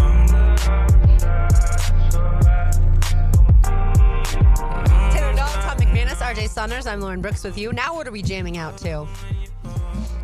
I don't know. Must be an RJ selection? Yeah. No, I like this song, but I forget. I just blanked on who it is. She said no. You put it in the blue. I know. That's why I'm like, I blanked on who it is. Remind me. Sounds like Babyface. Oh, yeah. Who is it? It's Khalid. Okay. Cool. I do love this song, but yeah, I forgot. RJ. We had songs, and then we're like, what? I don't know what this is. And some of them I added so long ago, too, because I've just been kind of like collectively adding over since we started this playlist. So some I forget. Because I go through phases where I'll like be obsessed with a certain song and I'll listen to it constantly for a couple months, and then I have a new set of songs that I do that with. Mm-hmm. Yeah, makes sense. Is that DJ Khalid? Mm-hmm. Yeah, I know who he is. I don't have his tunes in many playlists. Tunes? I've heard of DJ Khalid. Is that Khalid? Khalid? Yeah, Sorry, DJ Khalid DJ. and then Khalid is different. Oh, they're different. Yeah. Okay. Yeah. See how much I know. I was like, wait a minute. I don't think DJ Khalid is the same who was just on this song. We gotta make sure we educate the people when it comes educate to me myself first. too. If you get me first, we can help the rest. There we go. All right, back to players on the bubble for your Jacksonville Jaguars. We've discussed quarterback, wide receiver, running back, and we haven't discussed tight end. I've mentioned offensive line, but I didn't mention tight end. So we have two more offensive groups to get to. Yep. Tight end is interesting because there are a lot of tight ends on the roster as it stands right now. My guess is that they're just going to keep the top three in Brenton Strange, Johnny Munt, and Hunter Long. And then guys like Quentin Morris and Patrick Herbert, who is one of the undrafted free agent guys. My guess is that they're not on the roster. You know, I saw the depth chart. They had Morris as a second team tight end. Did you see that with a 2.0 that came out? I think that we were talking about yesterday. So I found that interesting. I would agree with you. I think the top three have shown that they can. Listen, Brenton Strange is going to be a stud. I think he is a stud. I think Hunter Long can do some things too. And Johnny Munt, remember he was injured for a good part of camp, but he's come on strong. So you would think those three. But I thought I saw Morris as a number 2 tight end on either one side. So do they keep 4 is the question. So, right? the way they have it listed, the Jaguars in their second depth chart, Brenton Strange with Quentin Morris as his backup. Okay. And then Johnny Munt or Hunter Long as Hunter the Long other is the other one. guy. And then Sean Bowman, Patrick Herbert, and John Copenhaver are all the third string from there. I tell you, those three guys, they may be on the practice squad, but they've all had little bits of spurts. You know, they're big, they're athletic. You know, look, one thing that they always tell you, you may not make this team, but that doesn't mean you can't make another team. And I don't know how often that happens today. You know what I mean? But there is some truth to that. Yeah, you may and it's not been make this team before that has, after the preseason, ended up signing a bunch of guys. That's when you know you're not a good football team. By the way, you take the scraps of other teams. Right, exactly. Yeah, but yes, there can certainly be a team that is in need of a certain position group. Like this team right now, it wouldn't surprise any of us if they somehow acquired another defensive tackle. Like I don't think that would shock us. I don't know that there are any good defensive tackles that are going to be released, but if there is someone that ends up on a practice squad that this team had their eye on, if James Gladstone had earmarked one of those guys, then I would not be surprised if the Jaguars acquired one of them and maybe moved on from a defensive tackle. Yeah, but again, then you're talking about, well, who's releasing a defensive tackle that's really worthy of, unless you're going to trade for one, like, and I don't know, or Christian Wilkins, who's out there. I don't know what his deal is. He was a stud at one time. There's no doubt he's a little goofy, whatever he does inside the locker room, kissing guys on the head. The guy didn't like that or something, but he does the goose or what? He gooses you or something like that on the field. But he's a great defensive tackle. No, but he is. So I wouldn't be surprised either. I still that whole thing with Eric, even Mason Smith. Like, okay, it's been what? 3 weeks? Yeah. Like, what is going on? Did he tear? What did he do? Did he tear his Achilles? He didn't tear. No, he didn't tear. It definitely didn't tear his Achilles. He wouldn't be walking or moving around at all. But I guess it was a significant calf injury. They want to ensure that he doesn't tear the Achilles. And why rush him right now? Even though we're all saying, or fans are saying, certainly a lot of media saying, well, you have to get in the game action before the regular season. But if they feel like, no, we just want to bring him along slowly to ensure that he's 100% safe by the time, or healthy by the time we get to week 1. Yeah. I mean, I think that either way there's a concern, because you don't want him to be hurt and you don't want him to get more hurt, but you also, if you're going into the season and he's barely been out on the field, and him and Eric Armstead or whoever spend no time together, then you do have concern on a defensive line that you already had concerns about. And I remember going back to March when we were talking about, and this is to your point you were saying too, Tommy, when you were talking about was so many holes to fill. And I remember saying back in March, I don't think they love this defensive line. I think they had too many holes to fill to be able to fix everything. And so that's the thing they felt they could kind of settle with, because you had enough veterans coming back that you could hopefully make it through. But right now it's a concern. It's one of the bigger concerns on the roster as we're, less than a month away from football starting. Prior to the news that Mason was hurt, I felt like that front four could be one of the better front fours in the game. Now, that meant Eric wanted to play and was healthy enough to play. That meant Mason was ready to go. But I thought, with Josh and Trayvon, that's a really good front four. Big, and if Devon plays athletic, those guys can, be wreaking some havoc inside, getting the hands up, getting some push. And now you're like, well, we got Devon Hamilton, we got Lacey. Look, they were fine against the run against Pittsburgh. It was Pittsburgh's first team O-line, so you got to take some value in that. They didn't run the ball on us. It wasn't like now, granted, the one was a good tackle. Eric Murray got him by the foot, but still, he didn't break out. He could have, but you can't live in could-haves, would-haves, and should-haves, because that doesn't, that's not reality. But yeah, listen, they got to make sure they got the beef inside. I know as a middle linebacker, man, if those guys are so valuable, and our guys like Donnie Davey, Yurko, Kelvin Pritchett, they were big enough. They weren't gigantic like these guys, but they knew how to grab those linemen. Just get them on. Just don't let them get a free run on the backer where they're squared up on the backer, and that backer's got to two-gap that guy to go find the back. Like, you're hitting this lineman before I can even see the back. You know what I mean? Their job is to get a little bit piece of him so he comes off kind of cattywampus. So, A, he can't come right out, and B, if you do have to hit him, he's a little bit off balance. You know what I mean? Yeah. So right now, if they're getting pushed, I think that's what, between the assessment of Anthony Campanile and Liam Cohen, they both said that, Tom. They said the interior of the defensive line was good against the run, but they didn't say anything about the pass rush because there was no pass rush. Right. Yeah, and so the stopping the run, the Steelers technically RB1 wasn't playing, and you were playing against a rookie running back, so you're taking that into account too. How much was Caleb Johnson doing? Rodgers, than he's going to make it. And that's changing things. And I think the biggest thing with the D-line was the ifs, and that's what I think that there were so many, and that was kind of my conversation this whole offseason, is we kept being like, okay, if our Eric Armstead, because he didn't play really much at all interior, so you're asking him to do that, if he can stay healthy, because he's also had multiple seasons now where he has been injured. You're saying if Devon Hamilton returns to the way he was a few seasons ago, if Mason Smith continues to develop, and we saw what we saw in glimpses late last season. There was too many ifs for me to be like, this defensive line is going to be good. And so I just kind of already had that feeling, and now that it's lingered into camp because all of my ifs are showing. Well, and Taylor's still mad at the defensive line because she wanted them to be really good last year. And I was so mad at them last year. Thought they would be really good. But look, the defensive tackle... It's so funny because Mason Graham was projected here in so many different drafts, mock drafts. He's not here. Right. But they didn't do anything in the draft, to Taylor's point. And so recently, yes, they brought in Austin Johnson. Is that enough? That's what, we'll see over the next few weeks. All right, let's finish up with the offense. Offensive line. To me, the one guy on the bubble that I have the biggest question marks on whether or not he makes this roster is Luke Fortner. Luke Fortner has been the backup center throughout all of training camp. So if I was to tell an outsider Luke Fortner might not make this team, they would tell me I'm crazy. You're always going to keep your backup center. However, the third string center they love in Jonah Monheim, out of USC. That's certainly the rookie there. And then I think because they have a guy like a Patrick McCary that can play multiple positions, including center, that I think also factors into it. So I do wonder if Luke Fortner is on this team. Certainly, just like every position group, it's going to come down to that final spot. Because I'm assuming that Cole Van Lanen, even though he has been hurt, I'm assuming that he's on this team. So that one's really interesting for me. Is does Luke Fortner make it? I think Cole Van Lanen, if he wasn't hurt, he'd be in the running for something. Yeah. He played really well when called upon. Yeah, that's interesting. Look, normally they keep 10, right? I mean, almost every year it's around 10.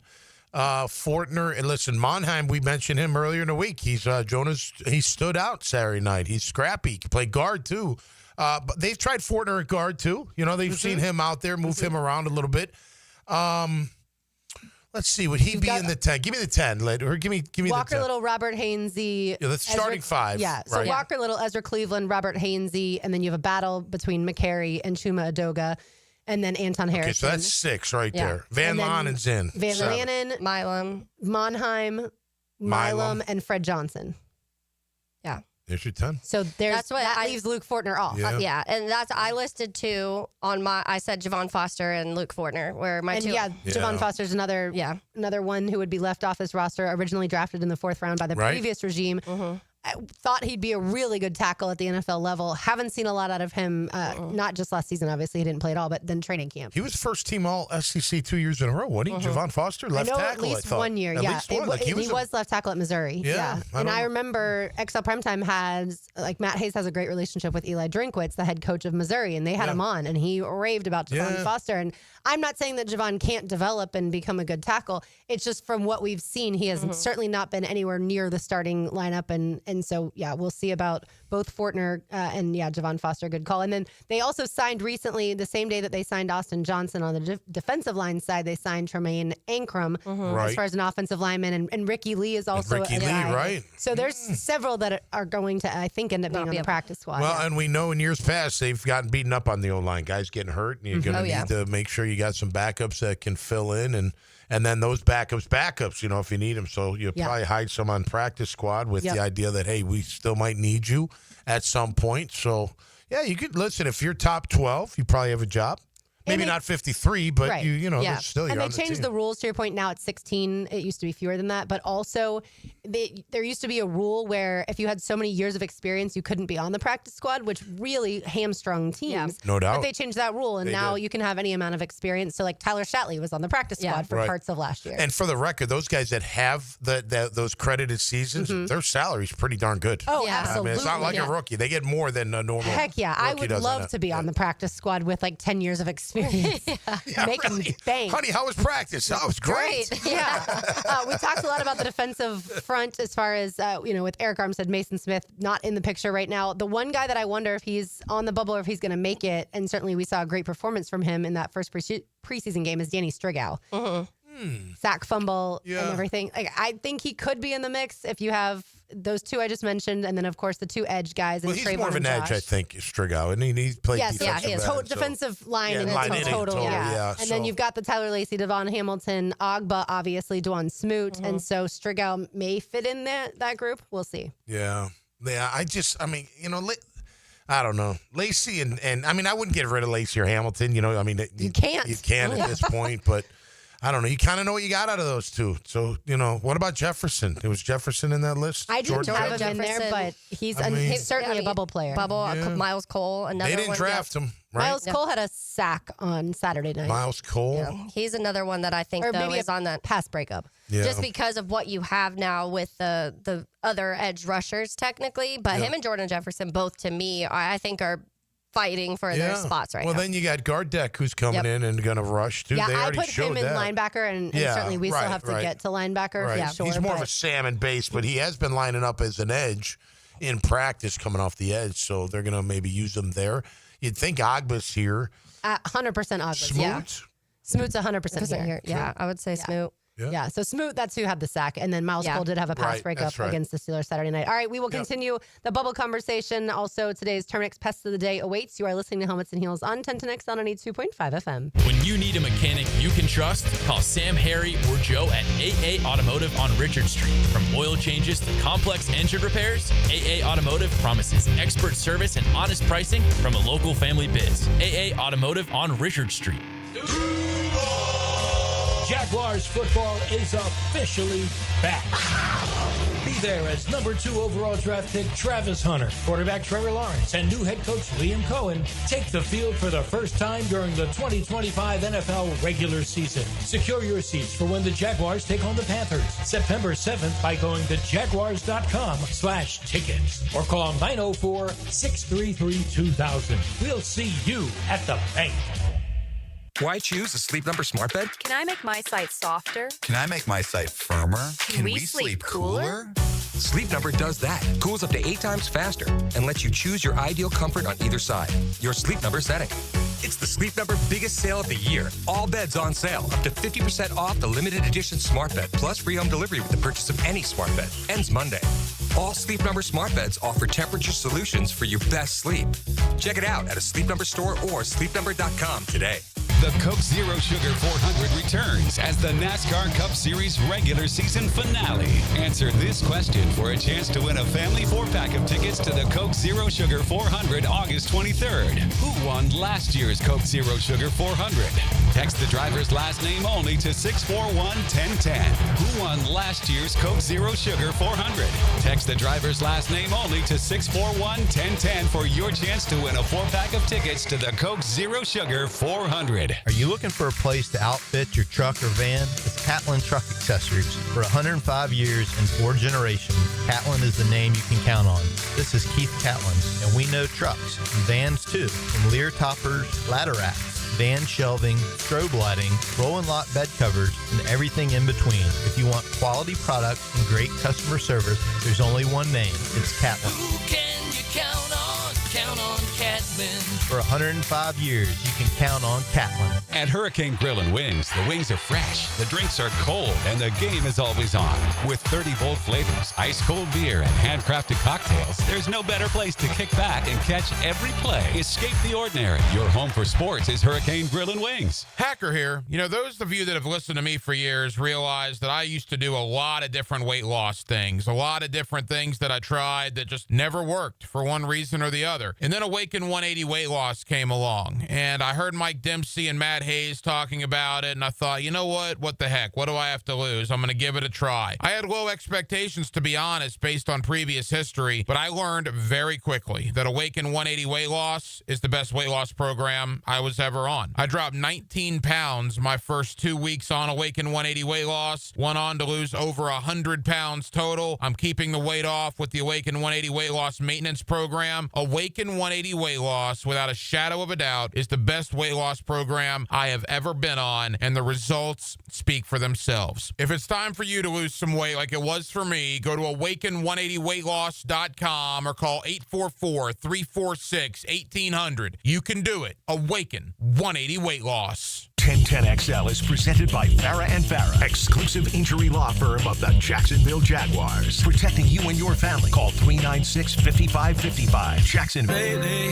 I've been thinking, I want you to be happier. I want you to be happier. All right, let's continue talking about the bubble players. Some of them will be happy if they make the 53-man roster, and others not so much. By the way, I've been around people before when they got the phone call that they did not make the team and did not make the practice squad, or maybe made the practice squad but certainly didn't make the 53. It's gut-wrenching. Oh, yeah. Yeah. Devastating. I've been on both sides. I got cut by the Saints. That was awful. I went out. I went out with Schmingy. Schmingy was on the Saints at the time. Yeah, and a bunch of veterans. And when he dropped me off, he's like, "Man, congrats! I think you made the team." And I went to bed thinking like I made the team, and that call came early. Bring your playbook. I was like, "Oh." I called my dad. He's like, "Well, I thought you were going to make it too." He's like, "You better get a job." Like, yeah. Do you have any other talents? But then when I made it to the Jets, Dad, I'm going to be a singer. I'm going to go bartend, Dad. Is that cool? Use my 4-year degree from Boston College and bartend for a couple years.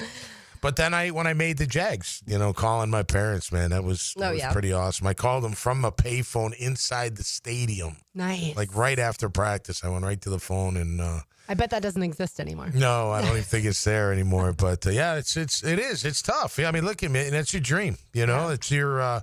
You've been dreaming about it for a long time for a lot of these guys, and the only thing I would say is, look, man, everybody wants to play. But it ends for everybody. I mean, look, I played 5 years. I would have killed to play 15 or 10 even. You know what I mean? There are guys that played 7 that like, man, I wish I had, or 9. Oh, I wish I had 2 or 3 more years, or man, I wish my body would held up, or man, I wish I could have walked away when I wanted to. Right. It's a cruel game. It's a tough game. It took him longer to get in the Hall of Fame, because his career was cut short because of that injury. His career was cut short. Yeah, right. If he had 2 more years, 3 more years, done. He'd been in a long time ago. Right. And to your point, as far as you want to play as long as possible because of the pension part too. Like it's not just it's your dream, but it's also your security for life. Absolutely. Yeah, absolutely. It's preparing the rest of your life financially. Yep. All right, back to the bubble players.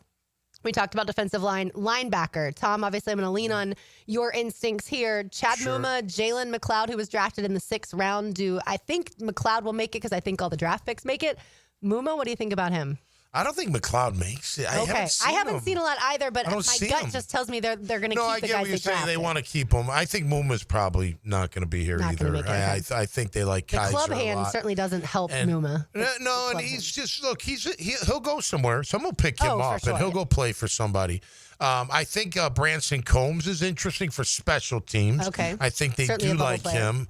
And I think Kaiser's going to play a role. Of course, they like Ventrell Miller. Mm-hmm. And then you got Fourier and... I guess we're Gardeck, And now Gardeck, So they would keep 6, 5, no, probably 5.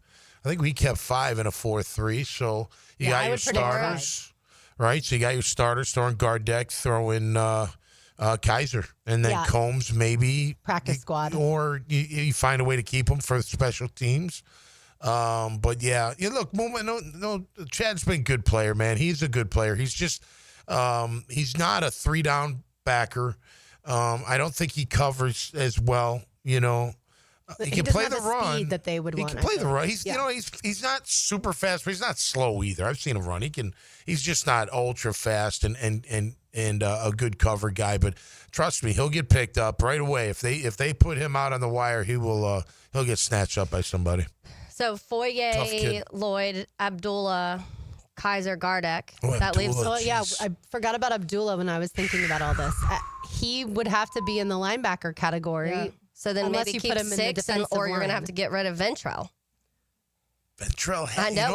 Ventrell's making. So you'd have to keep 6 linebackers technically. Then. No, I think Ventrell makes it too. But isn't it interesting that he hasn't run with the ones at all? He hasn't, and at all. Yasir Abdullah has. So I don't know who I'm cutting in order to. Well, maybe Combs does go to the practice squad to start. And maybe hide him there if you can. But they're not getting rid of Gardeck. I mean, he's 100% on the team too. 100%. Yeah, I'm so glad you mentioned Yasir Abdullah, Taylor. I had forgotten about him. I think before before the training camp started, I would have had a guy like Darnell Savage and a guy like Yasir Abdullah not making the team. And we'll get to safeties in a second. But now, after watching everything that's happened in all these practices, like Yasir Abdullah, even Saturday night, was rotated in as super early with Dwan Smoot. And so I would imagine that he is on this team, but I don't know that. They're going to have to figure it out. And again, maybe that goes back to having Travis Hunter only count as the wide receiver. As the wide receiver does help you. And because I do think cornerback and safety, you're trying to figure it out. As far as the secondary goes, for the safeties, Caleb Ransaw, Ryan Lane, they both make the team for sure, even though we haven't been able to see Caleb Ransaw, obviously, due to injury. But I think those guys definitely make the team. And then, you've got a Dewey Wingard, you've got the starter and Eric Murray, and then certainly you've got Darnell Savage in the mix there, too. Yeah, that one, I feel like both safeties and corners, to me, they've got some decisions to make because I think the safety room in general has been so competitive, and I don't know if there's been anyone for me that has been like, this safety has been the best safety from start to finish. Like, I don't know personally if I would say that. So and Antonio Johnson, And Antonio Johnson, And so to me, safety-wise, I think that you're looking at a room that in different days of camp, different guys have shown up in different moments. And so they do have some decisions to make there. We talk about Eric Murray. They paid Eric Murray. So that makes that conversation a little bit easier on that side. And then Caleb Ransaw, you draft him. So that makes that a little bit easier. But both safety and cornerback room, to me, when you start looking and you get past that, past the starters of corners, even there's conversations in those rooms for me. Well, and I think if you're not starting, you got to play both positions. Like Savage would have to, you know what I mean? I don't know if they can play nickel too. Yeah, and it can play nickel too. The more you could do, the more they need you and the valuable you are. So, and that's a tight room. Jeez, I know. Because I like Antonio Johnson. I do too. And I think he's made some really nice plays. His speed has certainly flashed throughout training camp, and he's had some nice interceptions and also pass breakups. Yeah, and you throw the speed on special. So he'd be a special teamer. Lane would be a special teamer. Ryan Lane is definitely making for sure. Ransaw will be a special teamer if he doesn't, end up start, which you probably won't start the year starting. Yeah, especially now that he's been injured through most of you just training camp. He hasn't been able to be out there. And then cornerback Buster Brown, I think before the injury, I would have said he's on this team. Now I have questions because the fact that he's been out for a while. And then you've got some other bubble guys like a DeAndre Prince, and then we talked about Christian Braswell earlier. It all comes down to me, what does Heath Farwell evaluate them as far as special teams go, and what does he tell Liam as far as I need this guy as the fifth corner? Yeah, and Tommy, your guy McPherson, you've liked him. McPherson. Yeah, he's probably going to be an odd man out, but he made plays early. Yeah, I know, and that's what you look at this room, and you're talking about Jabbar Jarian Muhammad too. Muhammad, I almost said him too. You talk about Jarian and Buster; those were the conversations to begin of who would have that. But to your point, Lauren, we just haven't.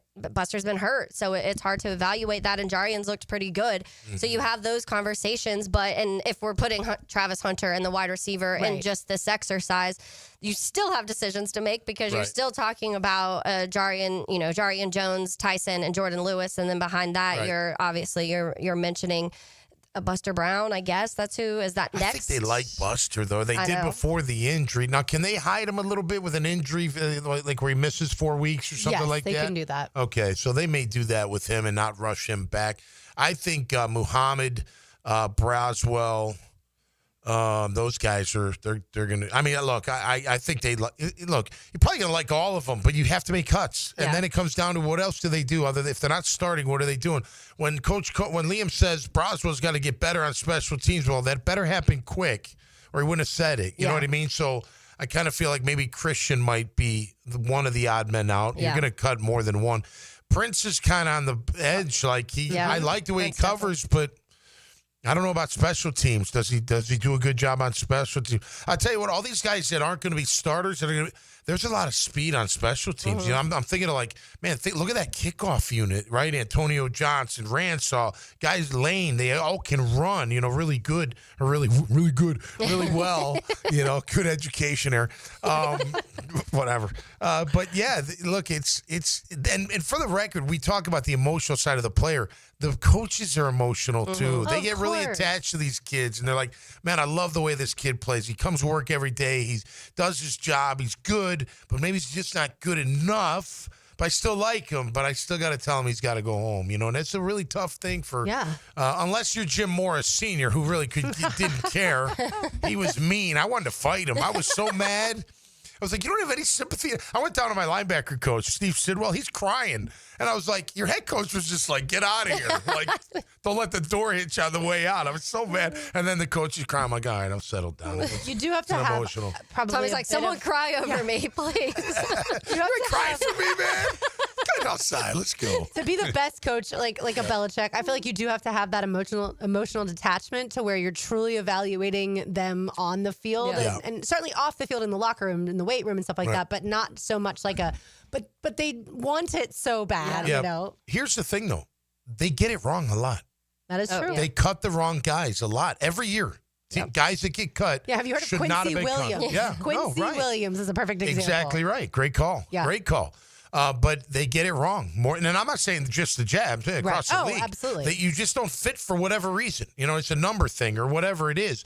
But then some other teams are like, well, heck yeah, I want him. And then next thing you know, like Quincy, he's one of the stars on their defense. Yeah, for the Jets. And we're sitting there going, what the heck? Why didn't we? Why did we ever let him go? Right? And I think it was Dave Caldwell who drafted him, is sitting there like, I told y'all. Third rounder. I tried to tell you. I tried to tell you. All right, one segment to go. Terminix Pest of the Day. On the other side, you're listening to Helmets and Heels on 1010X on 102.5 FM. Hey, fellow Floridians, it's Ben. And Brianna Smith. We are foodies who love sharing recipes online. And trying new cooking techniques on our new natural gas stove. He loves his precise temperature control on the heat. Yeah, I also love saving money and using less energy. Oh, watch that flame. So, we'll love to be in control. Now, earn up to a $300 cashback rebate for installing a new energy-efficient natural gas range or stovetop. To learn more, go to peoplesgas.com/rebates. I've been having knee problems for probably 6 months, and my knee was getting worse, and I had heard about Southeast Orthopedics on the radio, and I gave them a call. They got me right in. Dr. Kevin Murphy did it. It was painless, and it's been doing fantastic. This is Patrick Malarkey, and I highly recommend Southeast Orthopedic Specialists. Relieve pain and get back to life. Southeast Orthopedic Specialists. Hello, First Coast. I'm sure by now you have seen our bright green GFL trucks and containers throughout the greater Jacksonville area. We're an industry leader in solid waste and would love the opportunity to earn your business. We're committed to customer service, reliability, and have an unwavering focus on safety. Whether commercial or construction, let us haul your waste away. Call 904-760-5880 to get a quote today from GFL, Green for Life. Kids are back in school, so that means football season is upon us. Lauren Brooks here. Now is a great time for Closets by Design to come to your home and create custom storage solutions for your closets, garages, laundry rooms, and entertainment centers. That's right, they do more than just closets. They're going to come to our house and lend their organizational expertise to our closets and laundry rooms soon. Call today to schedule your free in-home consultation and receive 40% off plus an additional 15% off with free installation this month only. Call 904-878-9393 or visit closetsbydesign.com.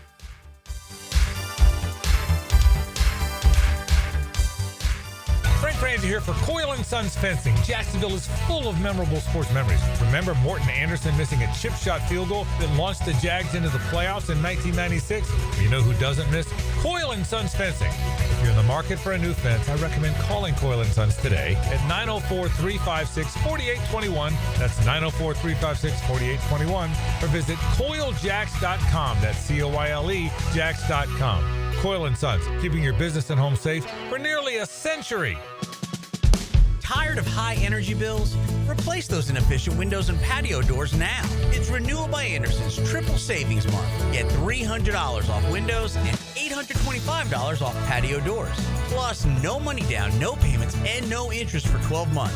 This offer expires August 31st. Renewal by Anderson, proud partner of the Florida Gators. Visit bestwindowsflorida.com to schedule your free consultation. License number CGC 1527613. I'm with Greg from Cycles of Jacksonville. In summertime, it really can stretch out most of the year because we love the warm temperatures here in the Sunshine State. Greg, give them an idea of what Honda has to offer. They are all over the board. They've got Honda scooters, Honda motorcycles, we've got Honda boats, we've got Honda side-by-sides. So whatever you like, we've got it. That means adventure is waiting. That's right, and we're ready for you.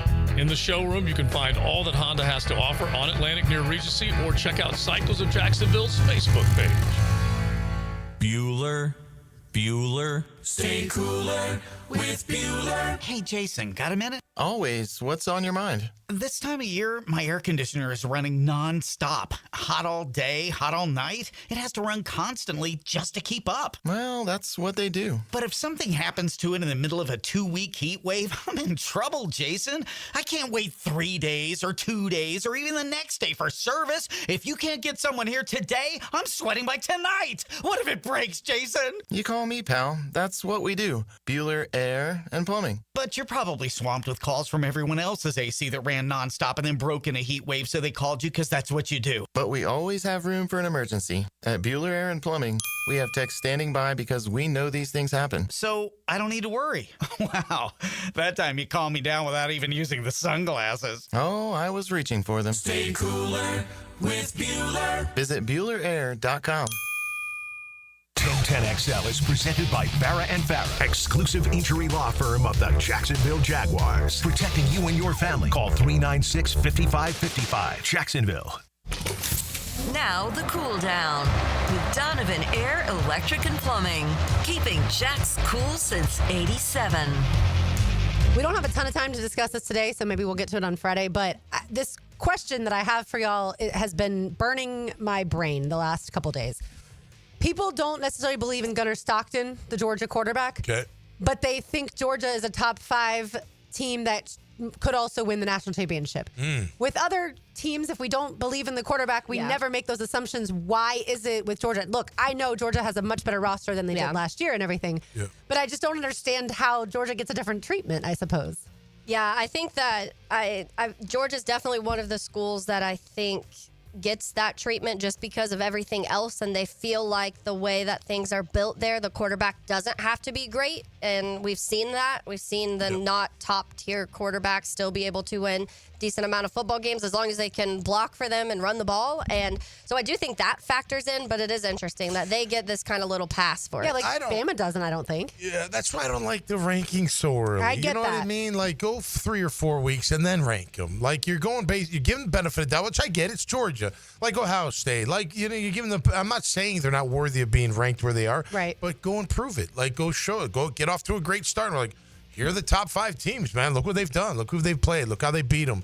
Look at the margin of victory. Look at on the road, at home, you know, coming back from being down or whatever the case may be. You know, then you can get a good feel for how they should be ranked because it's hard to get knocked off unless you lose. Yeah. You know what I mean? Absolutely. And it's hard for like 18, like if you're ranked 18th to get up, like if everyone keeps winning, you're winning. You're not jumping anybody. Yeah. You know what I mean?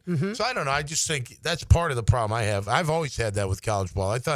I always think you should wait and then rank them, then figure it out from there. Yeah, I think of ranking after the first month. Sorry. Yeah, oh, no, I'm sorry. Yeah, I think that people are going to say, okay, well, they won 11 games last year, and it was one of their not best rosters. Sure. They couldn't run the ball. The offensive line struggled. Carson Beck had his first, they had the most drops in college football. Yeah. Carson Beck had his worst season, and then he also got hurt, and so that Gunnar did have. So I think that they're saying, despite all of that, you still saw Georgia win 11 games. So even if Gunnar is like decent to good, then that's the expectations, which must be nice to have. But if he's not, they might not. Yeah. That's why I just find the whole thing fascinating. All right, before we say hello to Hayes, time now for today's Terminix Pest of the Day is always brought to you by our friends at Terminix, Terminix.com. They take